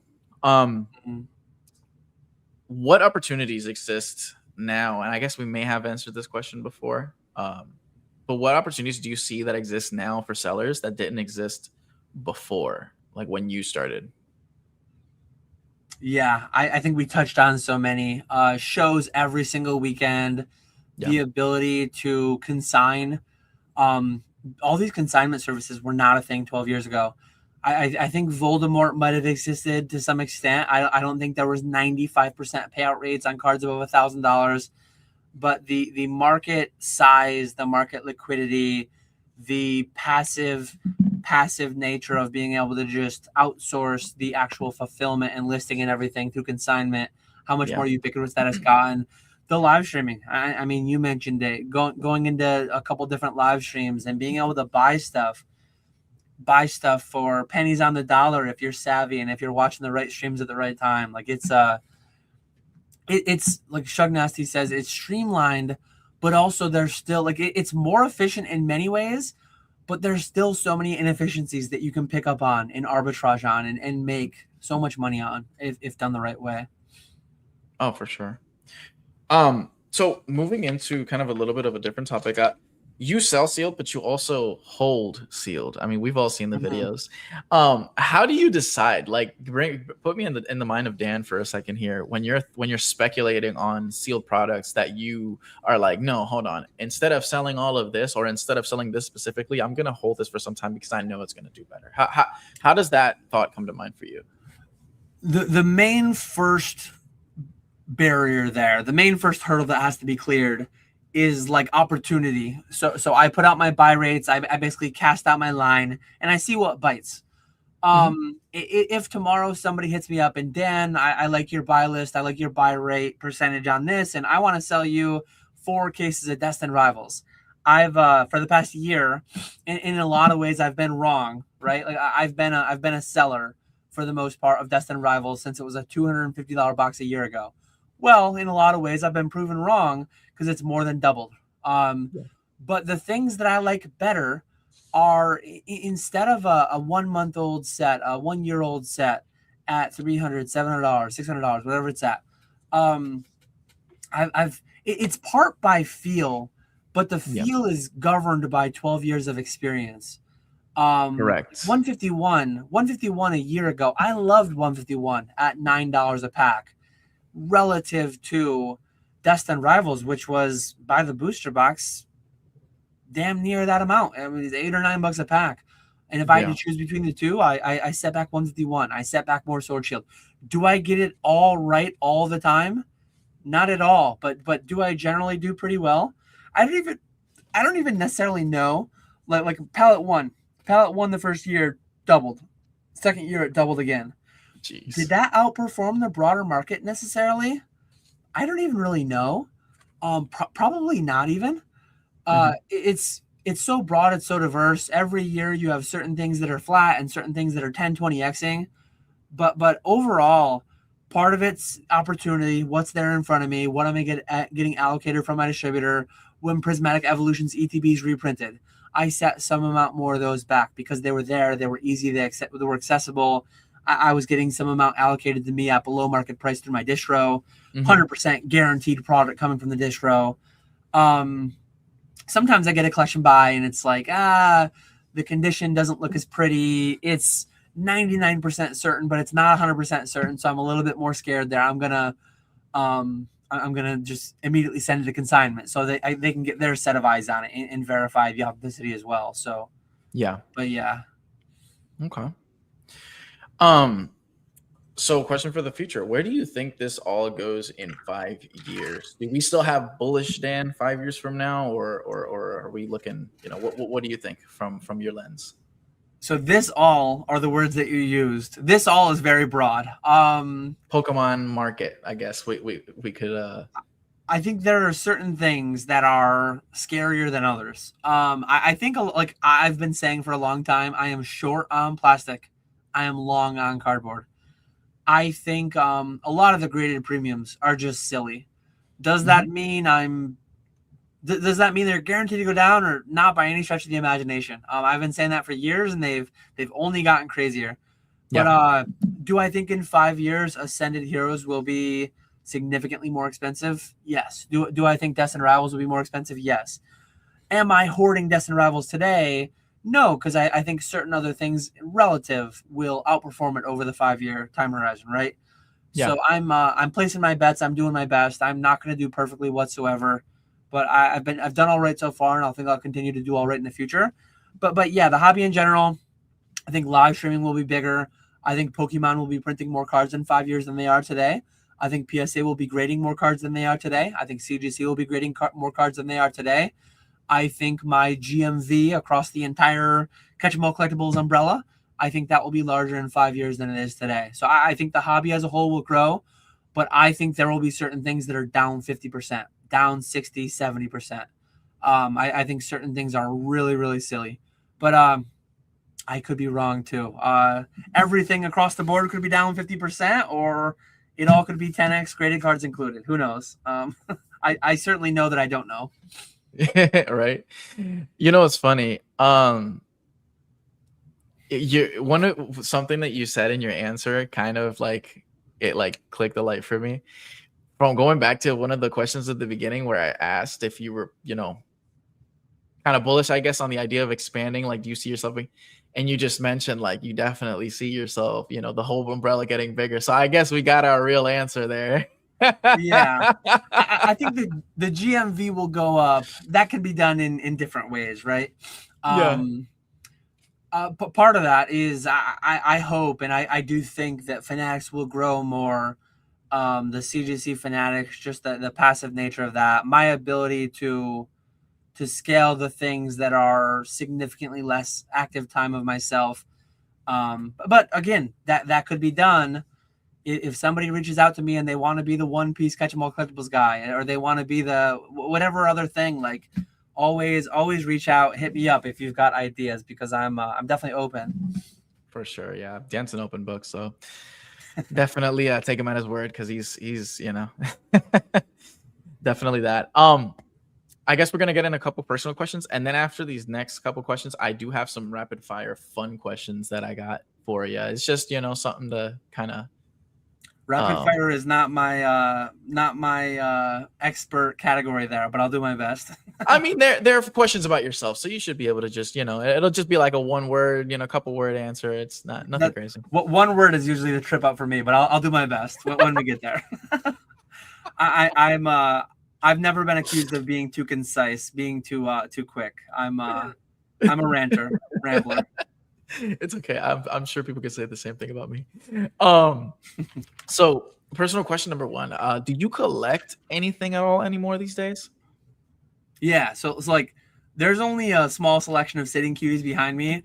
I buy so many. It's kind of absurd. It's kind of silly.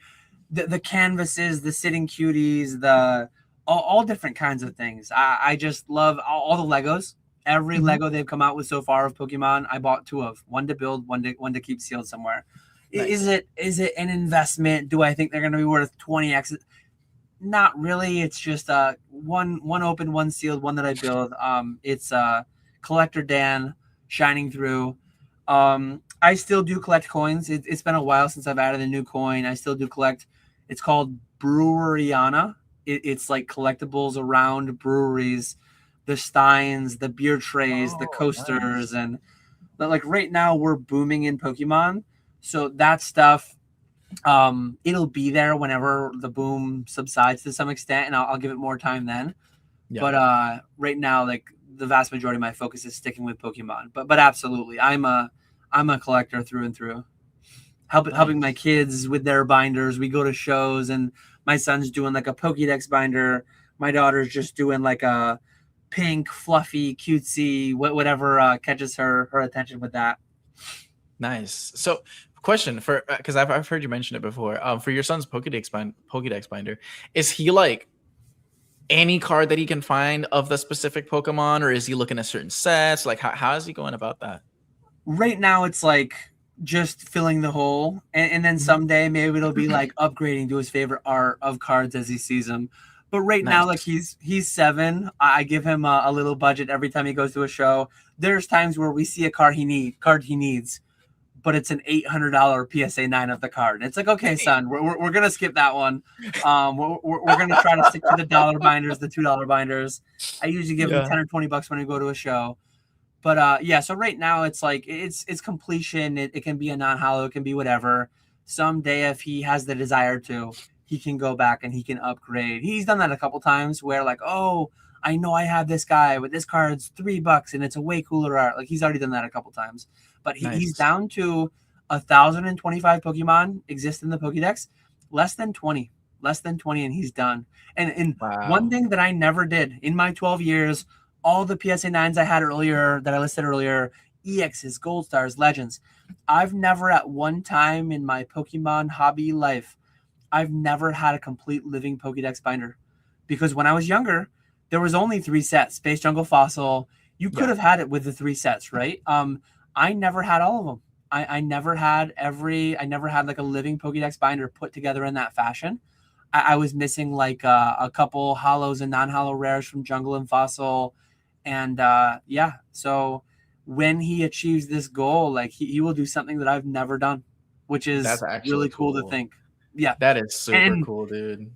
and say he grows up, say someday like I did, say he gets out of it, if he just says like, Dad, I know my Pokédex binder, it's probably because he's got some cards that he pulled. Mhm. It's probably $1,000 binder, a couple $1,000 binder. I mean, if it was $1 a card, it would be $1,000 binder. If he ever says like, Dad, I want to sell it, and I'll just buy it from him. I'll just buy it from him at market price, and I'll just like keep that either in my PC, give it back to him someday when he's older, whatever it may be.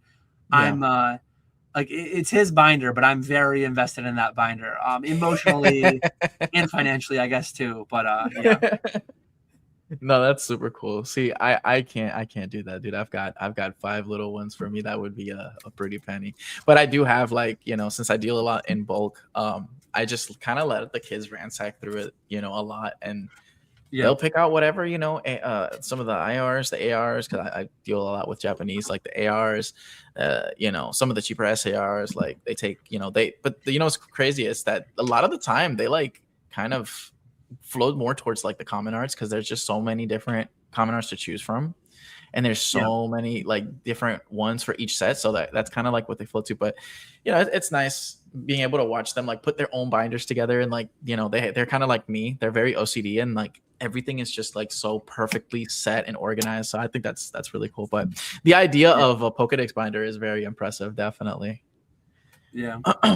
um for you, and this is another personal question, what's the biggest sacrifice behind all of this that maybe you've made? The biggest sacrifice. Mhm. Um, I guess. What's the biggest sacrifice?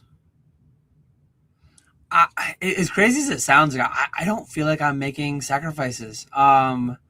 I feel like I'm doing what I want to do every day when I wake up. Yeah. I went to the water park yesterday in the middle of a boom, hanging out with the family. I feel like I could probably do it a bit better, but I guess to the average person, I'm a homebody. I go to a handful of events every year, but going back to 2014 when I started in this, like I've put a lot of time into this. Mhm. From some people's perspectives outside looking in, Dan's sacrificing his social life, and I don't day to day engage with too many like friends local to me. Most of my engagement and all that stuff is online, and the handful of times that I meet up with people in real life, like at these events and stuff. So, Yeah. so some people might say that outside looking in, it looks like Dan's sacrificing a social life. I'm just a homebody, so I don't. That's not something that I feel like I have to answer in a way of how other people would interpret it, Mhm. because to me, like I don't feel like I'm sacrificing. Some people Yeah. have asked me too, like Dan, don't you miss the challenges of being a chemical engineer? It sounds so fancy. It sounds so hard. It sounds so intellectually stimulating. I feel more intellectually stimulated in this. Like a lot of this brain off, blah blah blah, all that stuff, like all the memes. But at the end of the day, like managing this whole operation, managing the cash flow to the tunes of millions of dollars a year, it's it's pretty stimulating and engaging and challenging when you really go through the practice of doing it. So yeah, I don't I guess one of the sacrifices that maybe I finally thought of something, and I'm gonna try to do better. And I've talked Mhm. about on the years over on my channel. Like my physical fitness is Mm. something that's being sacrificed. It's a cop out to say that it has to be. My job is very sedentary. I could Yeah. be standing at a walking desk right now. I could be on a treadmill right now while we're doing this live stream, and I'm just choosing to not. So like, it's a sacrifice that I'm making that I don't really have to be making. So that's the best thing that I could come up with. Okay. And Hey, I that's an answer. there's a lot of record numbers going on right now with respect to my business and the GMV and the net and all these. One record number that I'm not proud of is I weighed like the most I've ever weighed again on the scale, which a couple of years ago I talked about being 250 and wanting to lose weight, and over a year span I got down to like 225, Nice. and we're booming hard, and I enjoy food, and it's a sedentary job. I'm right back to 250, and I'm not proud of it. So I need to I need to get back down to 220, 225. Nah, I believe in you, brother. I believe in you. But that's an answer. That's an answer. I mean, I I'm, would have also I'm drinking accepted like sparkling water right now. So sometimes people catch me, Dan, why are you drinking that Coca-Cola? You said you're trying to lose weight. Sparkling water with lemon, 0 calories. oh man, there you go. So what keeps you motivated now? What's your like what's that thought or that, what is that keeps you going, I guess, in the business, keeps you grinding? It's a lot of different things. Mhm. Biggest one is family. Like Sure. building a future for my family, building that financial security. But as mentioned earlier in the chat, I'm a RuneScape player. So like people unfamiliar with the game, you've got 28 different skills now, I think, with selling. And Yeah. and you level up and you get the little level up notification and you get the fireworks and the dopamine hits. Yeah. I get that dopamine hit when I get a PSA 10 on a certain card. When I get the upcharge email, I get the dopamine hit. When we do a mega stream and we sell like a new record level for a stream, I get a dopamine hit. When I grade, and this hasn't happened in quite some time, but like years ago, I graded Pop 1, the first PSA 10 of a handful of different cards. Um, there's all different kinds of like little dopamine hits, little chases throughout. So I like gamify it to some extent. It's cool, but not. I think some people do that. Some people are too good at doing that, and they get to where it always has to be more, more, more, more. And then if and when the market cools, it stops being more for a certain amount of months or years or whatever. And so I think I do it in like a healthy way. I don't think I do it in a detrimental way. But yeah, I definitely I treat it as a little bit of a video game and leveling up throughout the journey. That's super cool. Dan's journey to 99 overall, right? Yeah, yeah. It used to be 2277, but now it's what is it, 23 76, I guess it would be. I guess, yeah. Because I haven't gotten into sailing, but all the other ones I think I've gotten to like 99 mining, a couple other. I'm pretty close, but I'm not. I think that the only one that I've gotten to 99 is mining, which I think would probably be one of the harder ones too. So So definitely put a lot of yeah, time. I'm nowhere near 99 mining. I have farming because that was easy to do farm runs passively throughout Oh, breaks for at work sure. and lunches and then I have all the combats and I have Slayer. I pretty much just slay. I just do Slayer tasks and so hit Nice. points, range, magic, all my attack, strength, defense, Slayer, and then but I never will max in the game. I don't think Dude, because that's an investment. you won't catch me rune crafting. You won't catch me running agility labs. It's I can't. Oh, I hate the agility courses. Oh man, that's so Yeah. boring. It's like you got to go from one and like grind the shit out of that one, and then go to the next one, and so on and so forth. Yeah, I can't deal with that. I did actually just over the weekend. I was watching Ponga do the mega stream Saturday night, and I finally did the quest that unlocks selling. So I think I have like level 5 selling now or something. I finally have Nice. engaged with that months after it came out. Jeez. Yeah, I haven't touched it at all. Um, so here we're gonna go to the 7 quick rapid fire questions. You can take as long as you want. No, they don't have to. One You word. don't have I'll do my best. to. All right. Starting with number 1, favorite Pokemon. First one. Quaxley for the memes. Quaxley. Okay. Favorite card. Easy. I can't see very well. Let me match. Shining Gyarados from Neo Revelation. Oh yeah. Okay. Gorgeous pick for sure. It's crazy that you even had that right there, but you probably have that like set up there for a reason, I have it right? so I can see it while I'm working. I have it so I can see it all day. Yeah. Nice. Okay. Favorite set. Base. Okay. The Basic OG? base guy. Yeah. Heck yeah. Most underrated set in your opinion.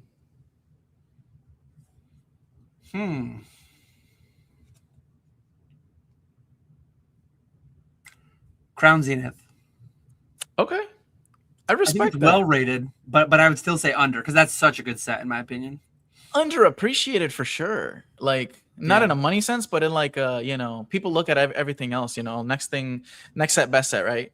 Always looking at the Yep. most shiny, next shiny thing. Most overrated set.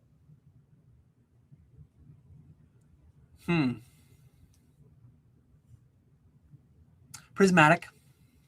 Okay. I like that. Mine would probably be 151. I'm not gonna lie. If I had to answer that. I'm a Kanto kid, so that's blasphemy. I mean, I love Kanto. Don't get me wrong, I'm a Kanto kid as well. I love Kanto, Yeah. but I just feel like they just could have done a lot more. But if they had gone black white style with that, all full arts, like that would have been wild. That's what I'm saying. Like something like that, Yeah. or like included more like of like the OG Team Rocket in there, like Jesse James. Like we could have definitely seen a Jesse James in there. We could have definitely seen more like Ash and maybe some more of the actual, maybe not the main characters, but like some of like the side cast characters and stuff like that in there. I think that would have been Yep. cool. Biggest mistake.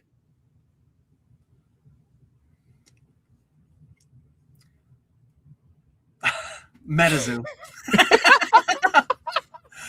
I need to qualify it because like I don't regret it. As crazy as it is, like I don't regret it. But financially, Metazoo easily. It's funny when I wrote that question, I had that in my mind. I was like, this man, this is what he's gonna say. As a part owner of it, it is probably the worst thing to say. But like financially, objectively, that's just the answer.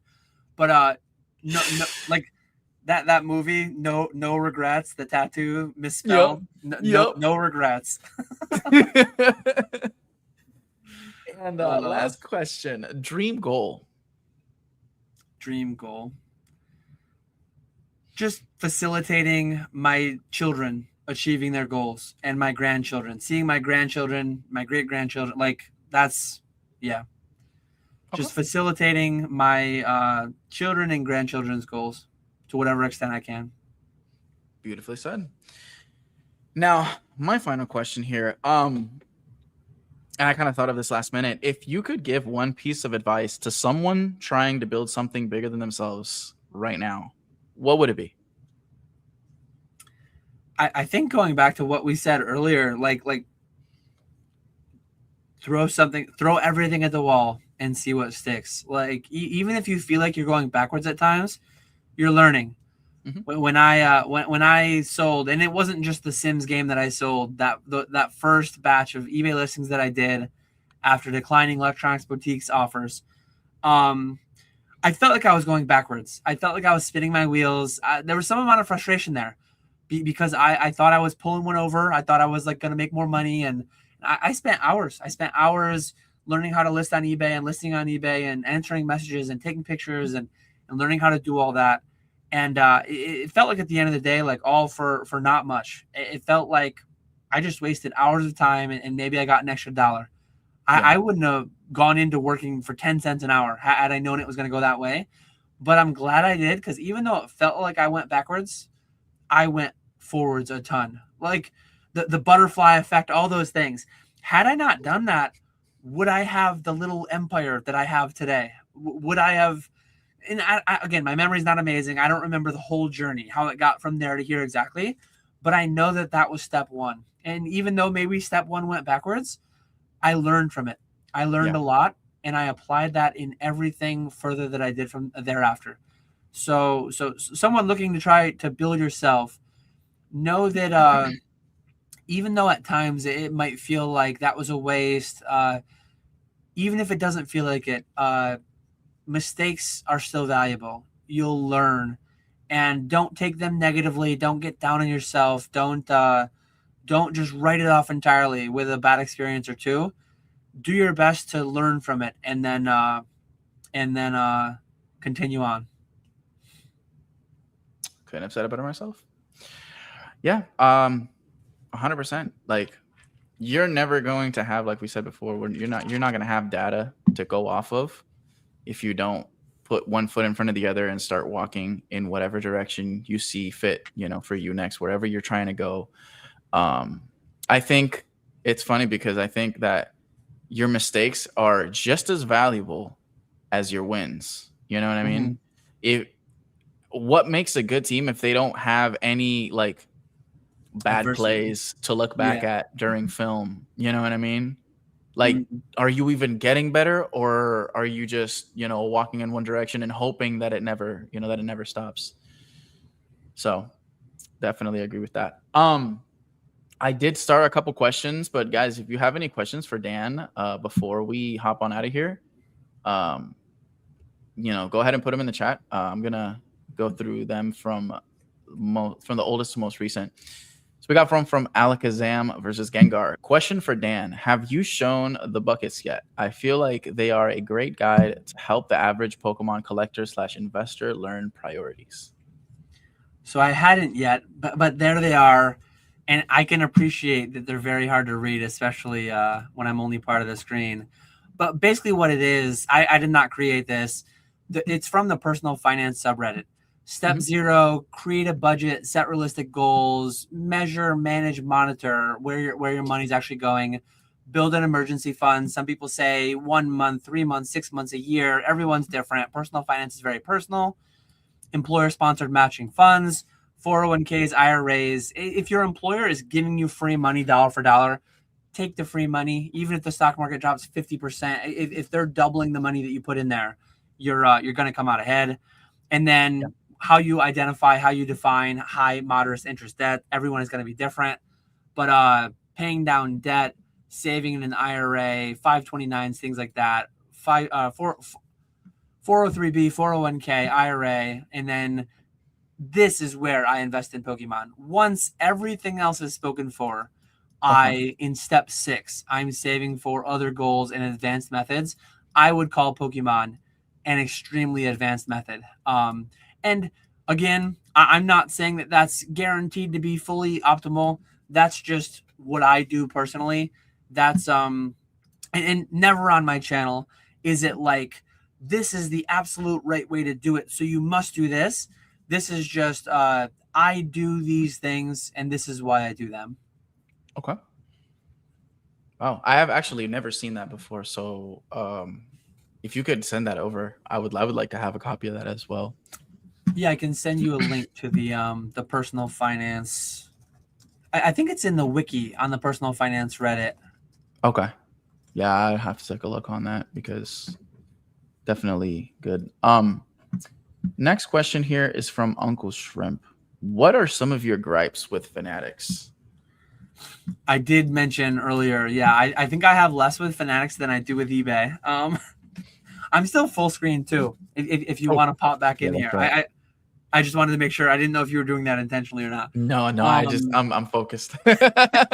no one needs that much Dan. They'll have it tomorrow night when I go live on my own channel. We need your face in here too.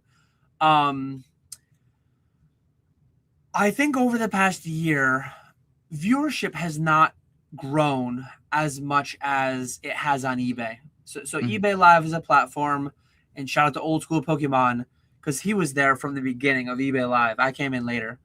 Um, I'm definitely not like thrilled with the growth or lack of growth of the platform on live side in the Mhm. past year, and admittedly, like I probably could have done more myself to like aid in that, but Yeah. generally I would put that in the classification of like that's the platform's responsibility to do it. But that's probably the biggest one.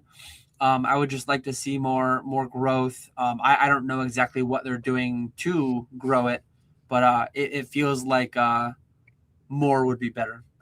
Okay. No, I think that's fair. I get a lot of ads, but I've never seen I've seen ads from Fanatics. I see them all the time, but they're Mhm. more leaning towards like the like Collect. collect and what's the other one that you can like place bets and stuff like that? Oh, the sports book. Yeah. The sports book. Yeah, like those are the ones that I see every single day. They're trying to feed me over and over. I haven't seen them actually really advertise the live platforms like that. So that may have to do with why, you know. Yeah. Um And but I'm actually going to be going to Fanatics Fest in a few weeks here in New okay. York City. So it'll be interesting to chat with some of the people there, some of the higher ups potentially, and Fanatics Fest itself is some kind of a uh, like an industry event where theoretically they should be trying to push growth, and I'll be interested to see if and how live is tied into that, how instant rips are tied into that, Yeah. if and how I'm tied into that at all, getting any kind of push exposure. And Mhm. um, I guess one thing that I haven't announced yet that I don't know if I will be is I had hoped to do some kind of an event there, some kind of a box break event there, get time on stage. That Nice. that well, it hasn't been scheduled yet. Like I don't know that that's going to be a thing, Yeah. unfortunately. Okay, okay, okay. And another thing I think that we could say about that too is like I'm interested in seeing how much they actually care to hear what their biggest sellers have, like ideal wise and maybe criticisms and stuff. Like I Right. would actually be interested. I think that's a great idea for for like a future video for you to do. You know, Yeah. like definitely just kind of like a summary of how that went and stuff. I know that you're probably gonna go over it live as well, but just like nicely, maybe not structured, not organized, but just talking about like your experience and stuff like that, how that all went up down and stuff. I know I think it was PK and Ponga that did a video on, or maybe it was a live where you guys talked about like how all that went when they went in with Noah Lyles and I forgot who the other Oh, person was. I was there for that too, Sarah Natochenny. That was awesome. Yeah, yeah. Yeah. When they brought us down on Pokemon Day to the studio, that was really cool. That was a lot of exposure. That was a lot of money, a lot of advertising, a lot of giveaways. Like that was great. And I would have loved the opportunity to do something like that again at Fanatics Fest. But unless they hit me with it in the final hour here, a couple of weeks beforehand, and maybe they do. They are fairly late with planning some things, which I guess is another partial answer to this question. Last year they called me. They called me like 10 days to go till Fanatics Fest. I'm like, hey Dan, are you coming? Like, do you want to do something? It's like, I already had something scheduled because like I assumed nothing was gonna happen. Damn. That Yeah. that's yeah, that's kind of inconvenient. But And I guess I'm gonna add to this question myself. What are your gripes with eBay versus some of the ones that you've mentioned for Fanatics? Biggest thing with eBay is like the lack of any goal setting, the lack of any clarity. Sell this amount in the next 12 months, and then we'll give you this rate. That's Yeah. never something that they've done. Whereas Fanatics has done that for me. Sell this amount, get this rate. Grade this amount of cards, get this rate. It's something that you can plan for and that you can scale into and that you can set up to operate around. Whereas the black box and mystery around, we're not going to tell you, just do the most you can do. Yeah. So it's just, I guess lack of communication, right? Would be like, to sum it all up, lack of communication, lack of listening to criticisms and stuff like that. Just lack of any transparency. You don't know, That's the eBay side, not the Fanatic side. Yeah, the eBay side. Yeah. Okay. Uncle Shrimp says MetaZoo is on a revival, ain't it? So there was a live stream that MetaZoo had itself on its official channel, Gemmint Pokemon Zach. He Gemmint MetaZoo, I guess. He had a live stream. So I haven't listened to the live stream myself. So I don't want to say anything because I'm not the official channel for that. I am a co-owner of the company. Mhm. But I just don't want to share anything that it's an interesting thing because like I don't have any insider info of what goes on. And what I used to say was like, hey, we are Meta2 who bought MetaZoo. We license the IP over to GQL and they do everything. Well, that's no longer the case now. Now we're not licensing it to GQL, but I'm still not going to be involved in it. Like I am a passive owner. I do buy and engage with the product, the same channels that anyone else can through distro or whatever. Yeah. But as far as set design, as far as like the whole what do they call it? The calendar of the roadmap. The roadmap that came out, I didn't have any insight to that before it came out on Friday when everyone else did. So having not watched the live stream that he did Friday, he was just live earlier tonight too with Nick Strength and Pokemon. I don't know what was said there. So I'm like I'm a half a week behind the times on all the public information. Yeah. And that's significantly more information than I have to give on anything. Wow. Okay. What so, and I guess a follow-up question for me. What was the idea? Like, was it your idea to be co-owner, part owner? How did that all come up, and how was all like decided? Like, how, did you like buy into it? Like, how did that work? So when it was going for bankruptcy, I pinged a few people. And I'm like, hey, MetaZoo's going up for bankruptcy auction. Should we do something about it? And over a year prior, before it went into bankruptcy, I had hypothetical conversations with people about like running a TCG someday, owning a TCG someday. And some of those people that I'd had that conversation with, I pinged them on it. I kicked the tires. I had a couple people reach out to me in the space, and it just so happened that I put some people together. I had conversations with them, and the next thing you know, we were having calls, and we were figuring out our capital, and we were figuring out what our bid would be, and next thing you know, we in when was it? September of 2024, I believe, is when we bought MetaZoo, and then the first set came out in March of 2025, and wild how far we've come. But base set came out, Torrential Tides came out, Secret Shadows came out, and then I'm sure Zach detailed more than I can right now because he just has a lot more information than I do. Yeah. But we haven't released, MetaZoo hasn't released a set since Secret Shadows, and there was just some which I'm sure Zach details. Some changes going on with GQL, some changes going on within Meta 2, and now I wouldn't go so far as to call it Meta 3, but I feel like I've already seen some people talking about that. But yeah, it's getting back on track now, is what I'll say, and I'm sure Zach elaborated much further. Oh, for sure. How do I know you were talking about, and I did watch the video. I know I commented on it that when you did the MetaZoo video, I think it was, I would say 2 months ago, month and a half. I would say like two to 3 months ago, where you were talking about like how it sold, how many cases you opened and all that stuff. How does it sell? Like how do you get consistent sales, or like how is it as a TCG selling on eBay? Oh, it's selling. I don't know if it's selling every day, but it's definitely selling every week.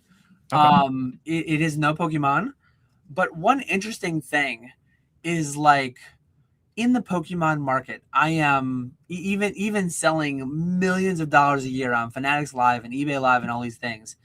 I am a tiny fraction of the total Pokemon sales. With MetaZoo, even going back to original MetaZoo, OG Zoo, where I wasn't a part owner of that company. I was a partner, they called it. I had access.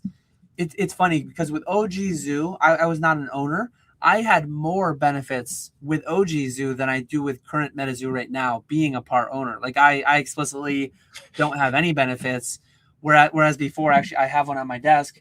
I got like a special partner promo with the KA stamp on it. Oh, that's cool as hell. I didn't get as far as Rudy did, having the Rudy Bigfoot and all that, but I had my own special promo. I was able to buy boxes in the 50s, whereas Distro was in the 70s with the original MetaZoo. Yeah. Now I just pay the same distribution price everyone else pays, but I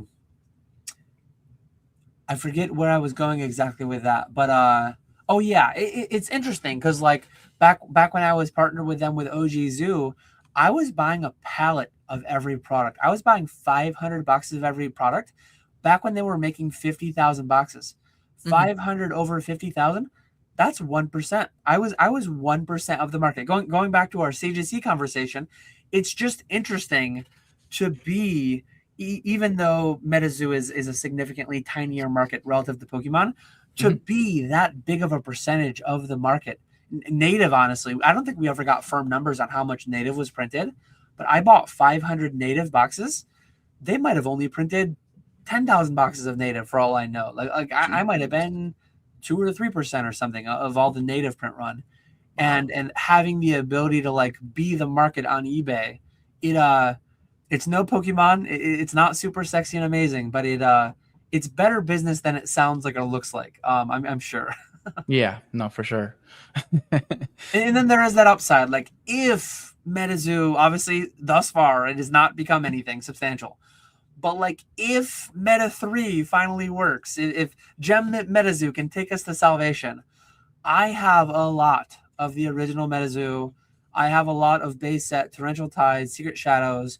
If and when something becomes of it, like I combined with the fact that I have ownership, it could be extremely lucrative.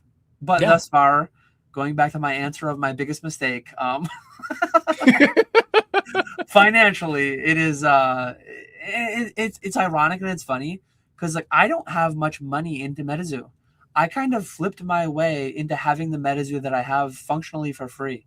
Really? It's paid me a very pitiful hourly rate relative to everything else that I do. But at least you're into these boxes for $0.00. So if it all goes to shit, it doesn't matter, right? Yep. Cool. And we had one more question from what I've seen, guys. If you have any questions, we'll answer whatever you got. If not, we'll let Dan go. But the next question here is from Blackwire TCG, our friend Brandon. I want to hear a story of when you were scammed. And I guess it's a two-part question. And what can we do to avoid it? So the easiest ones are like I've bought stuff on eBay and it didn't come in, or a fake thing came in. That's the vast exception. I've bought many hundreds, thousands of things on eBay, and it's the vast exception. But like the biggest thing that I always give advice, I'm not a fan of debit cards. One big thing with debit cards is you're spending your money. I like credit cards. You need to be a credit card person. Like I wouldn't advise paying interest and all that. But the nice thing about using a credit card is say that I see this on eBay and I decide like I'm gonna go buy this on eBay. What is this card? Eight grand, 9 grand now. It's expensive. Yeah. If I buy it through PayPal with my credit card, I'm using PayPal's money and I'm buying it through eBay and I'm using a credit card. If something comes in that's not this, say they send say they really prank me and they send a Rudy Bigfoot instead. This is probably a $20 card or 50. I don't even know what it would be right now. But if I use a debit card, the scary thing is that's my money. My money's gone out of my bank account. It's gone. If I use a credit card, I haven't even been billed for that yet. A week later, the card comes in the mail. It's the wrong card. I call up eBay. I open a case on eBay and I say, hey, this guy scammed me. And if they don't deal with it, I call up PayPal and I say, this guy scammed me. And if they don't deal with it, I call up my credit card company and I say, this guy scammed me. I have 3 layers of protection. Whereas if I go into Reddit or Instagram or Discord and if I Venmo someone the money for this, if I Zelle someone the money for this, if I wire or ACH someone the money for this, I just got wrecked. It's gone. Yeah. So I'm not saying don't trust anybody, but like put as many people on your side as you can. Having the credit card company, having the platform, even though there's some fees involved, even though it takes away all the risk. It takes away all the risk if done correctly. Yeah. So that is like the most broad advice I can give is the platforms are there for a reason. Authenticity guarantee, all this stuff. Things we didn't have 12 years ago exist today that keep us safer. Yeah. And then, I guess that's how I was scammed in the past. I've received an empty box before. I've received the wrong card before. Some of those things can't even happen anymore because of eBay authenticity guarantee existing. But buy from trusted people, buy from trusted sources. Don't always try to save a buck buying that sketchy listing on eBay that may or may not like.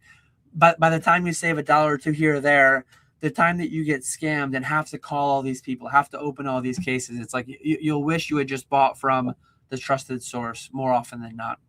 Yeah. Yeah, I think, and honestly, you taught me something with that answer because I would have never thought about it like that. Like obviously we all know this information, but we probably don't think about it the same way. So yes, with a credit card company, you do have like multiple, especially if you're buying through eBay or you're buying through CCG Player, like you have multiple layers of, protection. Another thing is like, if you're buying something, sometimes you buy things and you get little red flags, little gut feelings or whatever. If you're buying something and you had kind of like a little, like maybe even a smidgen of a bad feeling about, or something that is above a certain amount, my whole thing is always record you receiving the package, record you opening the package. It's the very least you could do. And I mean, at least at that point, you have video evidence of you unsealing the box, right? And checking out the contents inside and seeing that, either you were good or you got ripped off. But at least there you have an extra and even an extra layer of protection. That's one thing that I've never been a big advocate for. If you get the right rep or whatever, they might go for that. With editing and AI and all these different things, the thing that scares me is like I could sell this card and I could send it and then at the end someone could open it from the back, they could take this card out, they could put this card in. Someone could easily create a video that makes it look as if I'm trying to scam them when they're the one scamming me. So like True. I've never been one to like advise, but I've also anecdotally I've heard of people who showed a video to PayPal, to eBay, and they've gotten a rep to side with them over it. Yeah. But having all the layers there, chargeback being like the nuclear option, it's very easy to be very protected in today's market. Yeah. You said it better than I could have. And then another question from Uncle Shrimp. Not saying MetaZoo is behind you, but with your experience with MetaZoo, has it sparked interest in being involved in other TCGs? Years ago, I bought a collection that was like crazy. So it was 50 grand for about 50,000 cards. And a lot of it was bulk. A lot of it was just bulky bulk, excess stuff. But there were grails from Pokemon. There were grails from DBZ Score, Dragon Ball Super, One Piece, all different kinds of TCGs. And none of them just ever hit with me. I've owned some of the DBZ Score grails. I've owned some of the I've consigned and had them pass through my hands. Some of the Lorcana grails and the Yu-Gi-Oh grails and the One Piece, whatever. Nothing just has ever hit with me. Pokemon being the exception, all the nostalgia being there when I was younger, and so Pokemon has always hit for me. Even Magic. Magic is the one that's closest due to its history, whatever. I bought into a beta box break. That was really cool. But MetaZoo, for whatever reason, and I promise it was not because of, some people would say, oh, it was because it was stonking and Dan thought he could get rich quick. It wasn't any of that. I think like the idea of like Pikachu, one of the world's most popular bits of IP, very, very like household name for so many people percentage wise across the world. Bigfoot is up there. Mothman, not so much. Honestly, until MetaZoo, I hadn't heard of Mothman. I think he's a big thing around like Virginia or whatever. But Bigfoot, the Loch Ness Monster, some of these cryptids have like universal lore, worldwide lore. That was always really intriguing to me. And then like bringing that into a TCG. Again, like I have One Piece allocation currently. I've opened some, I've consigned some, I've seen like it doesn't do anything for me. And so I promise it's not just the money. Because if it was just the money, One Piece would check the same boxes that MetaZoo did. But Correct, that OG Zoo, opening that product, engaging with that product, it just did something that none of the other TCGs except for Pokemon did. And having the opportunity to buy it and revive it. And like, again, financially, I would have been so much better off. Every dollar that I spent buying MetaZoo product, every dollar that I spent buying the MetaZoo company, had I put that all in Pokemon, oh man. I'd be doing a lot better financially at the end of the day, but like I don't regret it. Again, I don't get down on myself. I don't pity myself. I'm not mad at myself over it.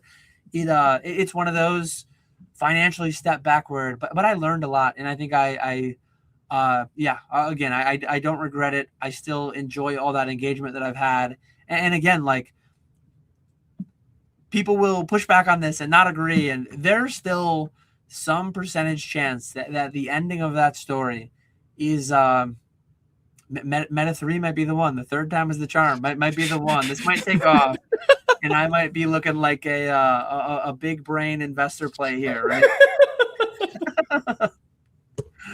Maybe not also, but maybe. Who knows? There you go. Yeah, I feel like it's like, yeah, you just it's a matter of just you're just throwing and see what it is that sticks, right? Once something finally hits, you look like the mega big brain, you know? It's like, yeah. But, yeah, if nobody has any more questions, Dan, I don't know if you have any questions for myself. Anything at all? I'll just not really any questions that come up immediately, but I'll say thanks for having me on. It was great. I did watch your live with PokeNE, but to be honest, like I'm not engaging as thoroughly in PokeTube as I have in the past. I did check out some of your videos. Not my like I listen to the business type stuff, but some really cool stuff you got there, going deep dive into the different topics there in Pokemon. But yeah, keep doing everything you're doing. Love to see people reaching out and getting me a little bit outside of my bubble, engaging with other people. I think it's good for everybody. I think it's good for everybody to chat with other people, engaging in different ways, and learn through their experiences and their recounts of the events as they saw them. Yeah. I have now I have 3 channels. So the main channel converted into what it is, and you've seen, and that's what you've seen. Now I've got the business, because like I used to make business content, right? And I loved it. Mhm. But like I switched gears because I was thinking long term, like something that I was trying to like innovate in a way, right? Mhm. And so I enjoy the content that I'm making on my main channel. But I was like, part of me kind of missed that, just the talking head videos, how easy they were to record, Oh yeah. very minor editing. It was like 5 minutes and I was done. The thumbnails, I could make them in like 10 minutes, and even faster now with Claude, like, carefully looking at my thumbnail style and just recreating over and over. So I was like, man, I really enjoyed that portion of it. And so when I started selling, because I moved from TCG Player to eBay about Mhm. almost 3 months ago now. And when I did that, I was like, you know what? Screw it. I'm going to start a second channel. It's not going to be like, it's not the channel that's going to pop off, but it's going to be like almost like my journal. You know what I mean? Like my, Yep. my business diary. It's going to be a recollection that if someone ever wants to learn something and see it from the eyes of somebody who's just going at it and just hacking at it until they get it, perfect place to go. I post like once a week, sometimes Yep. twice, and it's a lot of fun for me. So it's almost therapeutic, to be honest with you. That's what my whole channel is, just documenting my journey, and not viral by any sense of the imagination, obviously. 5.5 years and still not at 10K subs, but it actually, you threw me off because it took me a minute. I'm like, Hectic TCG, let me go to the YouTube, let me grab the link so that I can post it in my story. And it's like, I know we're going live tonight, where is this thing? And then I had to go into Discord and click on it, and it's like, oh, it's a different channel. Yeah. So I did get that shared, but it took me a minute to find it. But yeah, keep doing what you're doing. Appreciate everyone. Appreciate you having me on. Appreciate everyone here being in chat, hanging out. Always fun to just hang out and talk Pokemon. A little bit of MetaZoo too. Yeah, exactly. Right. A little bit of our failures, our biggest regrets. Yeah. Not biggest regret. Not biggest regret. Biggest mistake. Biggest mistake. Right. Gotta watch the wording, right? Regret. I wouldn't have answered that, but financial, and I took it purely financial. The friends along the way, all the stories, all the journey, no regrets whatsoever. Of course, man. Yeah, no, I appreciate you coming on. Like I said, you're a very motivational person. I know you may not think so, but you definitely have an effect on like, everybody coming in. Like, you may not be the biggest channel, but I think to a point, you're one of the more widely known people. You've been around for so long. I think you almost started the trend of going full-time into Pokemon a couple years, about 5 years ago. And a lot of people have followed suit. You kind of set the blueprint, and I mean, you're doing amazingly for yourself. And the fact that like you're doing so well for yourself, and you still have the time to like come into smaller channels and talk to everybody and like respond to everybody, and I think it's awesome, dude. And there's something definitely to be appreciated about that. There's something to almost be like to see that as an example. So I appreciate you, brother. When you talk, people listen. Let me just say it like that. So I appreciate that. So with that being said and done, I appreciate everybody who came in today. Yeah, with that, we're off. Have a good rest of your night, guys. Take care. Thanks, everyone.